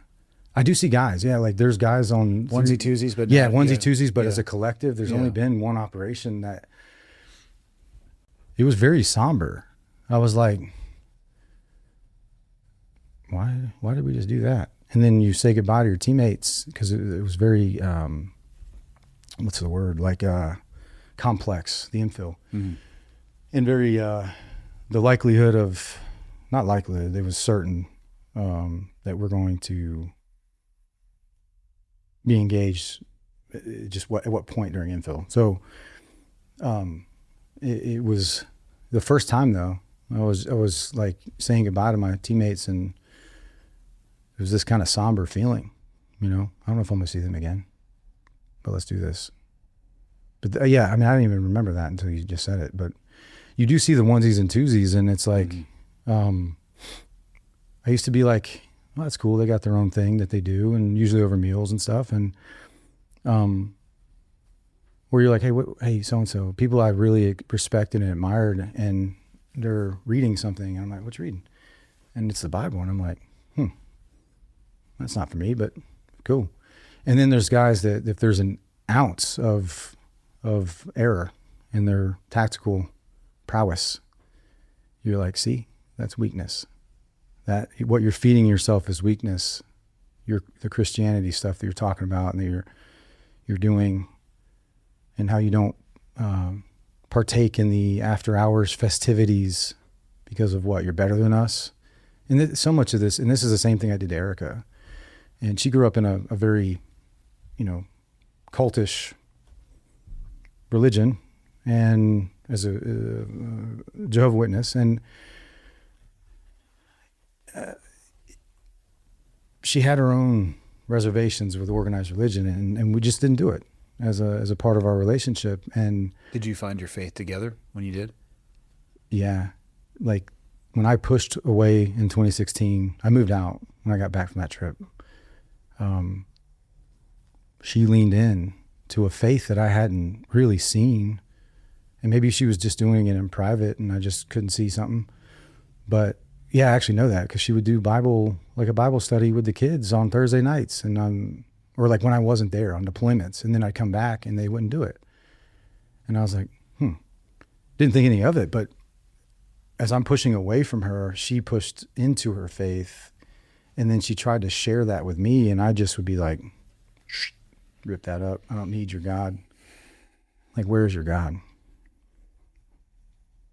And her faith led me to where I'm at. So that's not for her, but meaning as a spiritual leader in our homes as men, that's what we're called to be. And that's not this like, do what I say. It's holding a space to lead with our example, to lead them to understand, to make sense of, to be okay with relationship, because that's all prayer is relationship. He just wants communication. That's all he wants from us is communication. And we like to overthink it, and just talk to him. He wants to listen. He wants to hear what you're going through. You can ask him things of him, and it's you're never alone. And that's the piece that I think I've always just kind of filled the space of aloneness with moments of isolation, and that became very unpredictable for me and for everybody I care about, versus solitude. Solitude is such a powerful thing that we need. If you think about Jesus, he would do like the Sermon on the Mount, one of the greatest teachings ever. And he would leave the disciples and say, I need some time with God, with my Father. And he'd go away from them. And that's solitude. So everything he did was an example for us to live a fruitful life. But this is a calling, and Blu Bearing is a ministry. And we just do it using the gifts God's given us to teach, shooting, moving, communicating. Because once again, the success thing, the treasures you build up is the people. So at the end of our days, and this is my belief,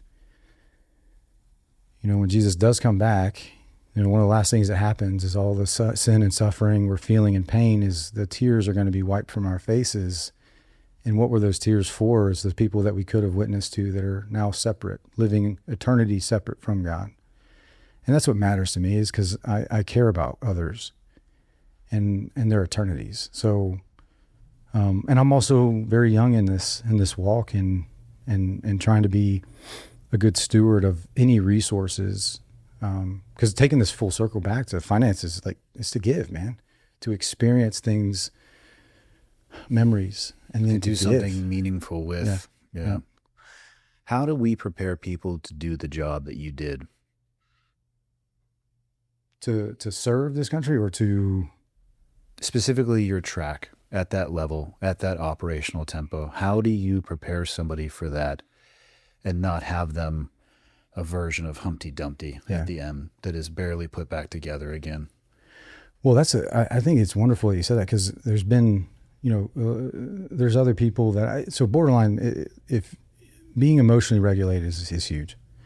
So where you anchor that emotional regulation is huge. There is other mental illnesses like being a psychopath or a sociopath, which is a very real thing that we've experienced. Didn't have any of those on the Navy side. Yeah, that's why y'all are better. So clip Which, that. by the way, that's that. That's the dumbest argument people engage in. Who's better, SEAL Team 6? Yeah, I'm like, shut up, guys. Well, let's just do it. Let's do the mission. What's the mission? Let's go. That's all of us together. This is what I was telling Brent, because we were talking about it. And we're like, hey, man, there's no CQB Olympics. Yeah. There's no DA, direct action Olympics. Yeah. This is the dumbest waste of bandwidth ever. There's no finish line with it, though, either. That's why, because the problems are unlimited. That's why I love it. And while I have the breath in my lungs and the physical abilities to do it, it's extremely intoxicating, if you will. It is. But it can be taught. And it's not like, what makes me so special? The choices. that you took to get to where you're at? I mean, again, well, selflessness is special and unique, big, I guess, are, I don't think they're interchangeable. Some of the choices that you made to get to where you were unique. Yeah. Some of the actions that you took were very special. And I think a lot of people would hope, to include myself, that pressed in that situation, you'd have the stones to do it. I tell you what, until you're in that situation, you can hypothesize all day long. Mm-hmm. It's easy to say when it's time to do gangster shit, you're going to be ready to do it. When that day arrives, you and I mean, you know the reality of it. You either rise to the occasion or you don't. Yeah. So for sure. But the biggest thing I think that can help prepare you, I mean, is us. Like, we being good examples for others, not living this persona, not saying this like, oh, look at me, oh, combat this. I'll never glorify this. But the right men and women that are called to do it can endure it, but it is a burden. And if that is you, if you feel that is you, there is so many positive male and female role models that we can develop that maybe aren't our parents, that we can develop this sense of what's right and what's wrong. And then put words to our values, our boundaries. Because if that's you, if you're one of those people that has this call in their heart to protect, and you don't have the values, the words to the values and boundaries, you're going to end up like I did. But it's not too late. And that's why I'm here, to share, to heal out loud, to share a testimony. There can't be a testimony without tests. And everything that I'm doing now is to be that example for them, and to be there if I can to help guide them. If God places them in my life. And some of the like most profound things that happen with me and what I'm doing now is that call to service. I'll get messages and and I try to respond to what I can, but to be impacted by that, to be there at their graduation. Not everybody, but the ones that have like physically been placed in my life, man, because that's what makes, I think, this country, the people are what make this the greatest country on the planet. And that will always be the case if we remain in service to this country and others. Humanity, and that's not glorifying killing. It's not glorifying war. It's a part of life. It's a part of life since the beginning of time. Is you have this, I want that. You have this, I want this terrain. I'm going to take it. Or I believe this and you believe exactly. that. Yeah. So because there's so many things that you and I both did that we didn't agree upon why we were there, but okay, what are we going to do? Yeah. Quit? Like, what is that going to do? Now they're enduring it and I'm quitting. So much of it is the guys to your left and right. And that gets us through the next day, and the next day. But at the end of the day, like, one of the things that is very upsetting is like serving as many times as I did and you did in Afghanistan, for us to pull out the way we did. And I don't want to make this about politics, but the thing is like, campaign promises are a freaking, well, that's why ISIS became a real problem. That's why Iran became a real significant problem when we pulled out based on campaign promises. And not saying that we need a status of forces agreement. All these things, and the way we pull out of Afghanistan is just freaking and just abandoned. And it's not just politically aligned. It's not like political party aligned. Like this same thing. Like I tell people, I served during a time through Bush, through Obama, and then through Trump, and I guess Biden, where at certain points, like we got to do more under the Obama administration. Yeah. Dude, he was a savage. But that was very unique to us, like in the tier that we were in. Or unless you were a drone operator, dude. Yeah, he let the dogs of war off the chain with the drones. But then at the same point, going after dismantle the caliphate with ISIS, maybe we got both hands were tied before, and then Trump allowed us to untie one. So now we're just throwing hooks and jabs with one hand. And it's just like, man, the greatest power that we have is the ability to leverage our military to deter war. So I think there's been so many use cases over these years of like, I'm not going to waste my life on the noise, man. And what can I influence? What can I, should or be aware of? And what can I control? Really, control is my actions and reactions. So what we talked about earlier, these three spheres. And if I've been called to serve in these capacities, and if that's you as a young man or woman, know that it comes with great burden and great cost. And what that cost looks like is based on how much you've prepared your whole being for things that aren't normal. Do you think, and I'll ask this through the lens of your... Same with law enforcement too. It's not, agreed. They have to, first responders respond to car accidents. Sometimes I would say an even harder job. At least we could clock in and clock out. Yeah. I mean, I'm not reminded of the horrendous wrecks or of loss of life when I'm driving home. You know what I mean? Because these officers are serving in their communities. Yeah. I would agree with you. The cost can be tremendous. But do you think you can be a better version of yourself as a human because of it? Oftentimes it's only phrased through the lens of the broken toy narrative. If you go this path, you're going to be broken. Or that we're talking about all these things of like, oh, we're just these damaged warrior operators and just woe is me. I feel like I am a substantially better version of myself because of my experiences. Yeah. Were they all great? No, the vast majority of them were not great. But what I can do with those experiences or work through them and do with them afterwards doesn't mean those experiences don't have to define me, and they can make me a better version of a human being. Absolutely. I mean, that's the secret. Like there is things that you will be faced and have to do that are going to impact you. It's what we do. Do we let it define the tsunami thing? Like, do we let it define us, destroy us, or improve us? And in failure, if you're not expecting failure, you're naive, because failure is what builds us to improve. And you know this, and that's a big part of why you wrote that book, that I can tell from my observations. I just want to have a positive impact, man, and help people. All I want to do the rest of my life is have a positive impact. Yeah. And that's what you're doing with it. So, in learning lessons and sharing those, because knowledge is one of the most powerful things that we can share with each other. But it's also, I don't teach civilians this because it's a secret. And I'm like, go read a Ranger handbook. I'm still waiting to learn the secret CQB, by the way. Yeah, I know. I'm like, it's squad attack. If you think about it, oh, you guys use a different angle measurement. Like, no, angles are angles, man. Yeah. I mean, I also don't think it's infinite. Maybe infinite number of scenarios, but the angles and the math and what you've largely... Once you start to hammer those, man, it's like, okay, this is just a new problem. All right. That goes back to the problem solving piece, but it's like a lot of people think that they're, you get the badge holder or the badge protecting or whatever kind of mindset of like, knowledge is mine, man. So, and this is prevalent everywhere. I don't think it's just in the tactical, environments. I think it's like life. Knowledge is power. So they're like, I'm not going to share all my knowledge because then I'll be replaced. It's not a matter of if, it's just when you will be replaced. There is a shelf life on these tactical environments. I can't tell you what it is. It's preparation. It's what's your coping mechanisms, all the things. How do you interact? How do you deal with fear? How do you deal with pain? And how do you recover from those things and failure? And that's the shelf life is, it's coming though, but it's just, it's a part of your life or a part of it.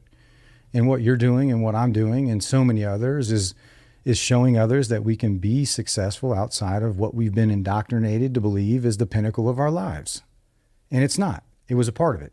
And extremely proud to have, it's the hardest place to get to stay at and to leave. But it was a job. It was a part of my life. And I'm remorseful for the things that I did that didn't honor that place or my family or God. And I'm doing something with it. And I think that's the part that's inspirational, because motivation is fleeting and it's very like temporary. The tide, man, comes in and out. Yeah, exactly. And so how do you discipline, that, but inspiration is a thing that I think we can be using being a good steward of the ability to influence as we build and are challenged with these new endeavors, and we'll make mistakes as we have, and we'll learn and we'll grow. We'll share them appropriately. And, that's the point, is the knowledge piece is powerful if you share it. It's the most selfish thing if you don't. So I agree. If you were the CAG king for a day, what one thing, I'm not saying there's only one thing that would need to be changed, but spending as much time as you did there, what would you change, if anything?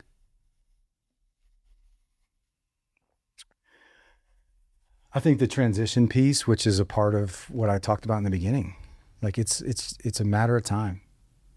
And that's the thing is like nobody leaves that place that was an operator that either didn't retire or that retired. That's how they leave, got told to leave, or they couldn't physically do the job anymore because of injuries or performance. So it's something that there's nothing I would change about the culture of that. Mm-hmm. But the transition piece, I think, which I believe they are doing, you know, another thing that I know has changed as a result of me being couldn't hide from it, was that when a crisis response happens, like there was all these like crisis management teams flying in from agency X, Y, and Z and triaging people that weren't even in the hotel, but they were just impacted by that mission or by that situation, psychs and docs and all that. And I'm over in the corner coloring. I'm like, oh, okay, I'm good. And I think that's something that, because I was very open about like, hey man, I needed something to sink my teeth into. Like I'm unraveling.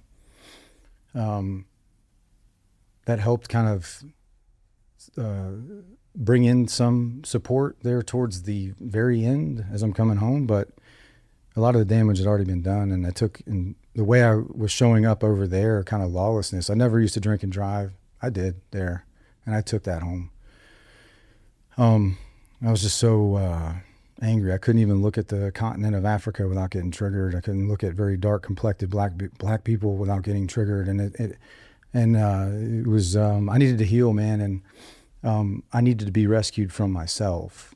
And I think as leaders, like we have to see that as exceptional of human beings that can work in one place, that like that organization, and I'm sure with your organization too, it's like we have to create these protocols, you know, and I saw that kind of happening the last couple of years I was there, because kind of like the TBI protocol, like it became a thing. Yeah. Like it should be a thing. You got to sit out. Like you just got bopped. You can't pass the PT, the vestibular and all that. You got to sit out until you can get a screen, like a concussion protocol.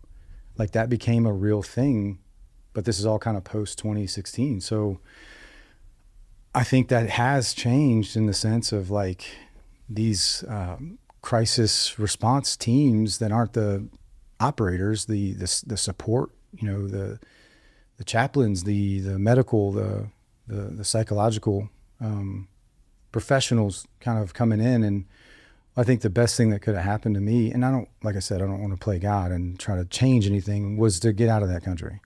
And I wouldn't have volunteered to do it. Yeah.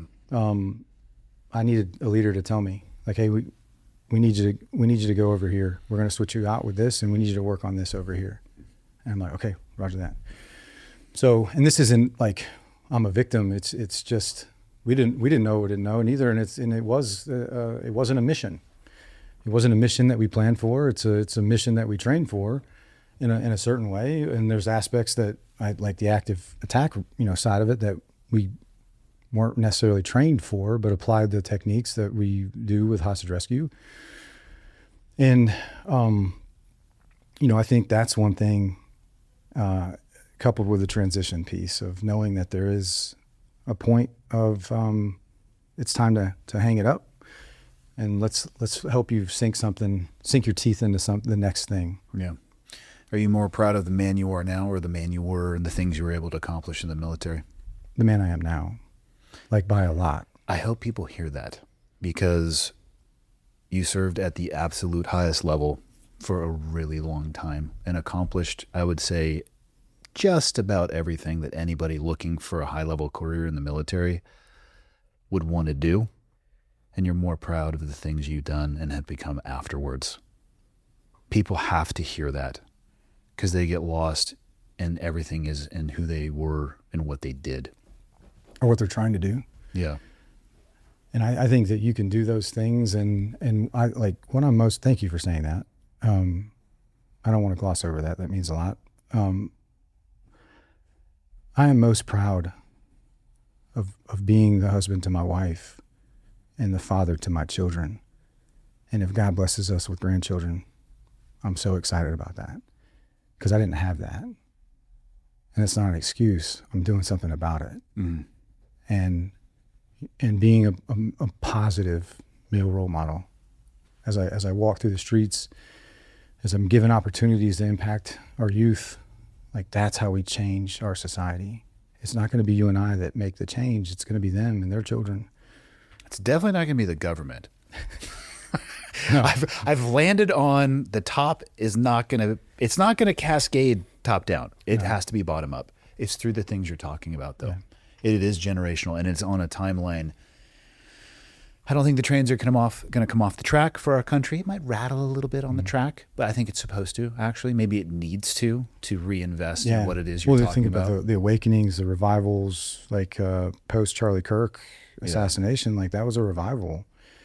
And now it's kind of crickets. But my point is that that's a big part of why Mike Ritland turned his life back to Christ, and which was recent, right? Yeah. Ish. Yeah. No, he shared that with me on the podcast, real time, and I was just like blown away. And the conversation, I was just like, because I thought he was an atheist, and God was working me over too, because I was apprehensive to do it, not because I don't. I scrutinize everything that I do now through this lens, through this new perspective, solid footing and purpose. Am I on solid footing? And if you're not a man of faith, mentally, am I physically on solid footing? Mentally, am I on solid footing? And then do I have a purpose for what it is I'm going to do? And because the purpose alone can be very blinding, passion, very blinding. So if I can't answer yes to both of those in any given scenario, like I just don't do it.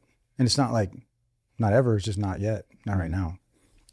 So that's where, but you do have to take risks too. And like, I just don't want to grab mics, man. But it's part of that kind of call of like being that quiet professional. So doing it with integrity, with honor, not trying to, and there's some people that won't see anything other than the title of Delta Force operator Kyle Morgan. Didn't he get fired? Didn't this and that, and they won't. Is that how you'd like me to title the video? Sure. Michael, write that down. Yeah, write that down. That's a really long YouTube title. I think it cuts it off. Just paraphrase that. Yeah. But my point is that there's people that I'm given the gifts, given this opportunity that I get to do, not have to. Yeah. Checking in. Am I on solid footing? Do I have a purpose? I've regained, and that's where there's like, it's a daily thing throughout the day. And when I can't answer those questions, I don't just say no right away. I seek wisdom vertically, and then I express outwardly to the people, to the few. Chris Fedez is a really close friend of mine, and really post any military service. We did a jump course together. I didn't know that, but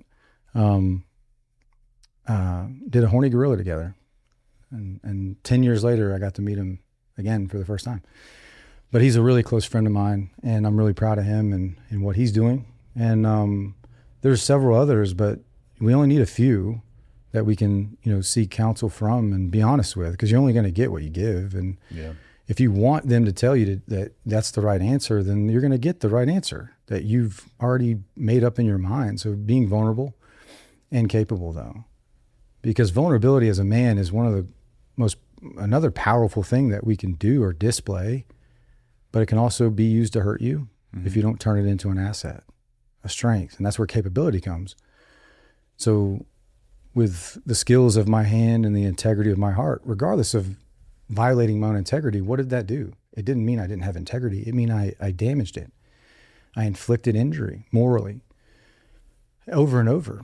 And a lot of it was personally, like in my personal decision-making, in the lack of care for my own well-being. I wasn't yeah, it wasn't worth it, you know, and it goes back to identity. But getting yourself outside of yourself, I think, is the challenge for each and every one of us daily. And sometimes that's just how we start our day, you know, which is kind of this kind of oxymoron. Maybe that's the wrong way to put it. But we want to, before we be proactive versus reactive with how we start our days. But a lot of it is looking inward and then reading too, though. Like journaling and reading is extremely important. And then visualization. You know, all those things are extremely important to be proactive. But, you know, if you think about, for me, it started with one thing. I'm going to do one thing to get myself outside of myself today. And some of that is, in the beginning, was I'm not going to go over here. Because over here, I did a lot of bad things, so I'm just going to stay away from there.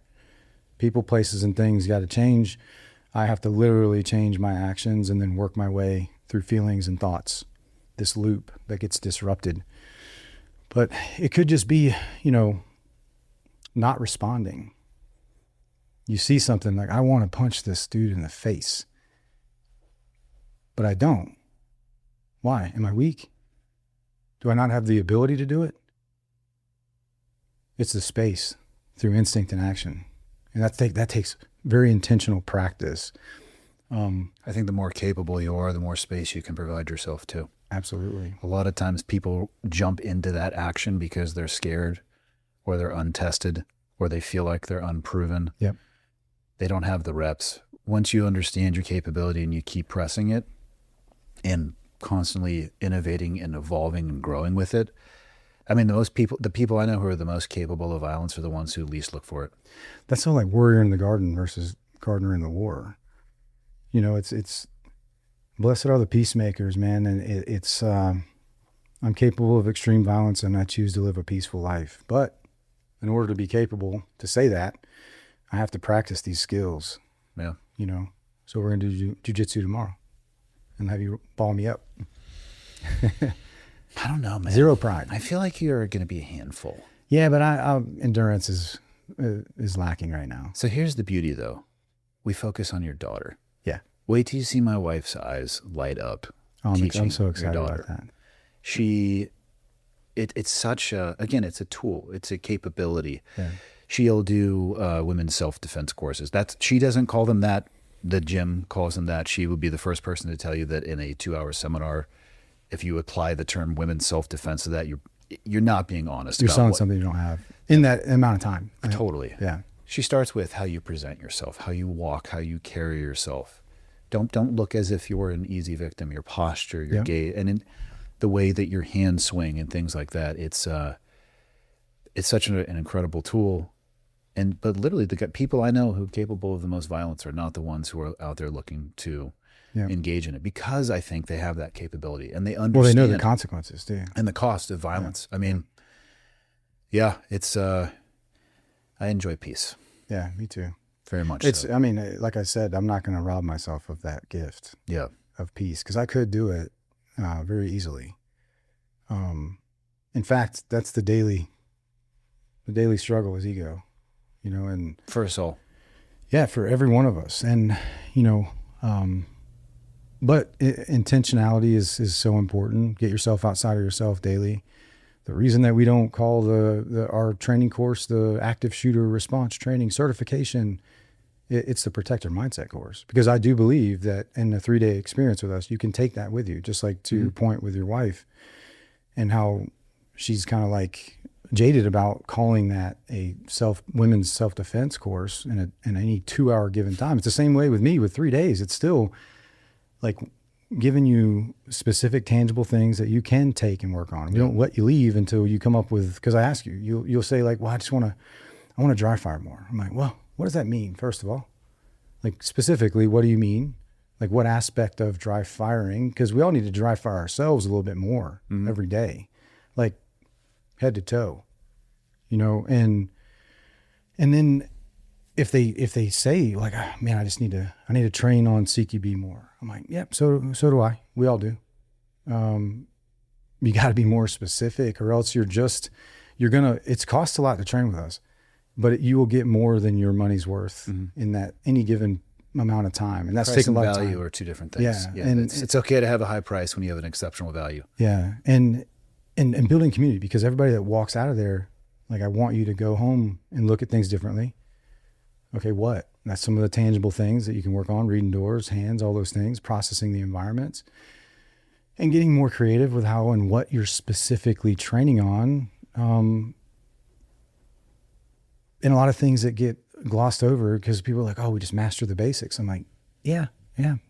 But mastery of the basics is, there's no finish line. Like, I can become very good with my weapons handling, but you give me a different gun. How good am I with that?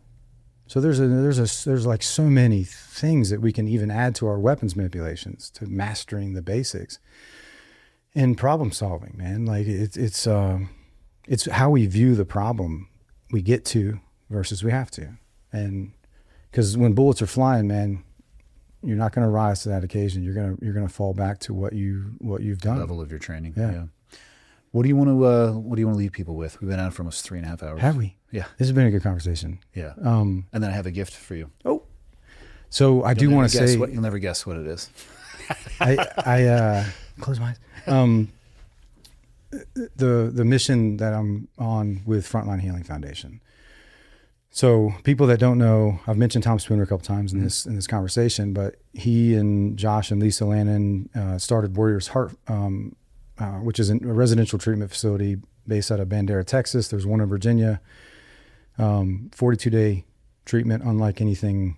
I've never went through the treatment myself, but I've witnessed aspects of it. I've participated in aspects of it. I've taken tours with people to show them the healing, Warriors Healing Warriors.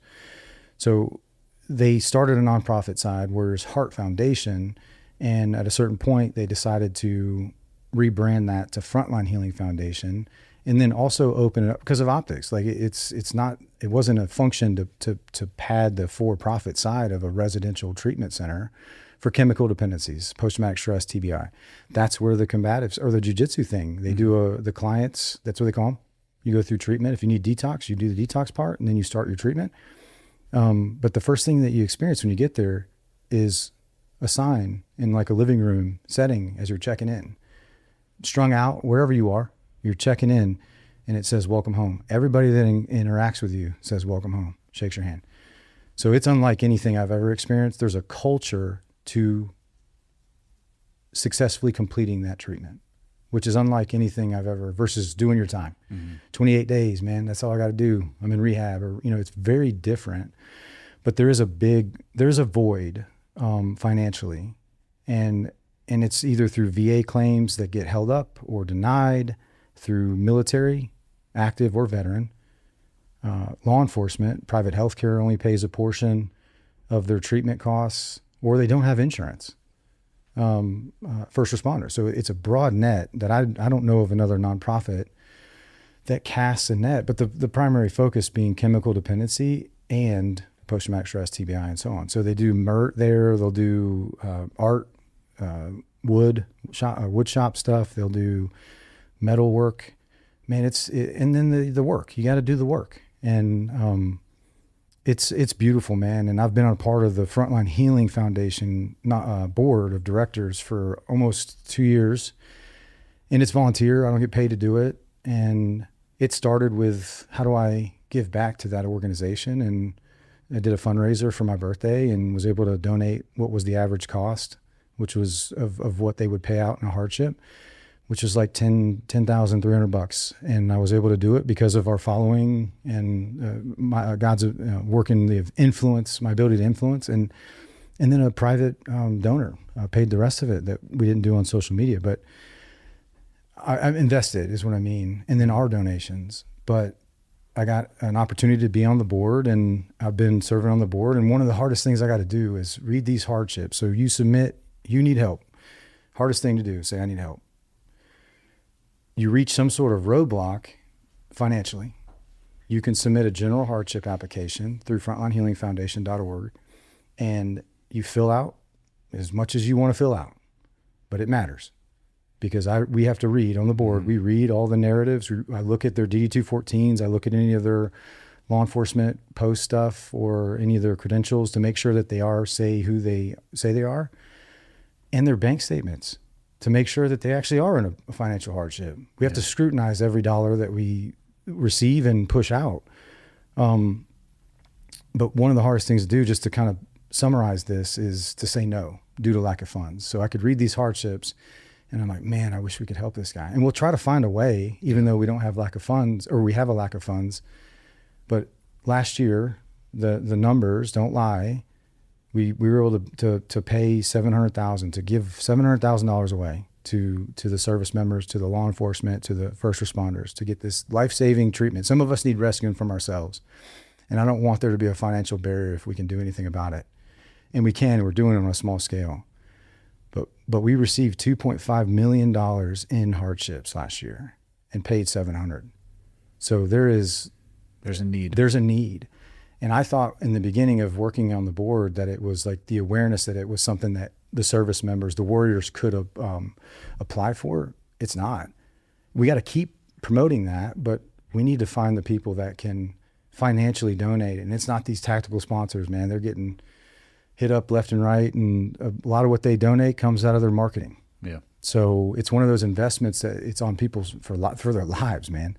And I'm not saying that we don't have industry partners that help. We do, in a big way. But I have to find, a part of my challenge of being on the board is to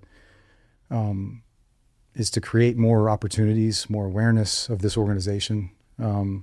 It's outside of Blu Bearing. It's my mission. So that's Frontline Healing Foundation. Oh yeah. This is for you. Ooh. You get to leave with the cards too. Yeah. I'll put these back in here for you as you, don't cut yourself. All right. Ah, dude. Are you familiar with MKC stuff? No. Is it Montana? Yeah, actually, yep. The battle goat. I figured it would be, you're kind of the goat. You know what I mean? You're the CAG goat. Whatever. Sharpened by Luke, quality control by Mac, packaged by Cole. Thank you, gentlemen. I like the packaging. This is awesome. 550 cord. Mm-hmm. A little bit of cordage there. Yep. Little sticker. MKC. This will go good with packaging. Matters. It really does. The unboxing experience, if you will, matters. What is it? The AMSR? Oh, ASMR. Somebody younger answer that. Yeah. I know the acronym. I don't know what it means. Don't cut yourself. That is pretty. Yep. It's got the podcast logo lasered in on the other side. There you go. Love it. Yep. Thank you. Thank you very much. And Montana Knife Company, thank you so much. This is beautiful. For sure.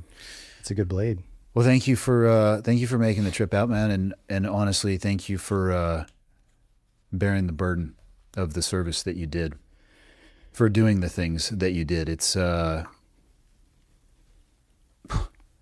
to describe. I can only say that I have an understanding of it because I was proximal to that type of stuff for a little bit.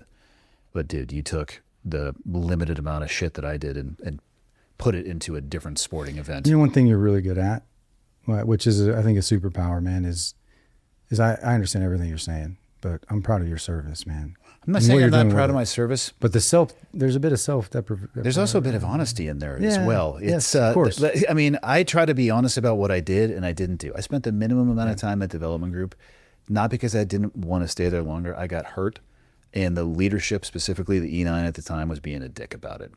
So we had a meeting in his office, and I used some words that would have caused me to do burpees. And in a rock, paper, rank organization, that doesn't work. Paper, rock, rank. That's the best game ever. Yeah. No, my point is that right back at you, man. Like I do appreciate everything you just said. It's not lost on me. It's why I'm doing what I'm doing, using and doing something with that service. But this is how I continue to serve, though. Yeah. And I think if we remind each other in these conversations, and anyone listening, like, this isn't about us or our ego. And that's very clear with how you carry yourself. And I love that, man. And I wish there was, well, I don't wish anything. I'm keeping myself anchored in that humility every day as well.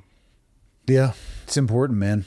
I legitimately want the best for everybody. I want people to accomplish what it is that their goals are. I want them to live in a peaceful and prosperous world. And I know that the realities of what it takes to do that. And I'm glad that there's people who are willing to go do the things that are necessary to allow that space for others. Amen. Yeah, man. Well, Cool. thank you for letting me spend the time with you. Of course. And tomorrow's going to be awesome too. It will. Today's just the first day. Absolutely. Hell yeah.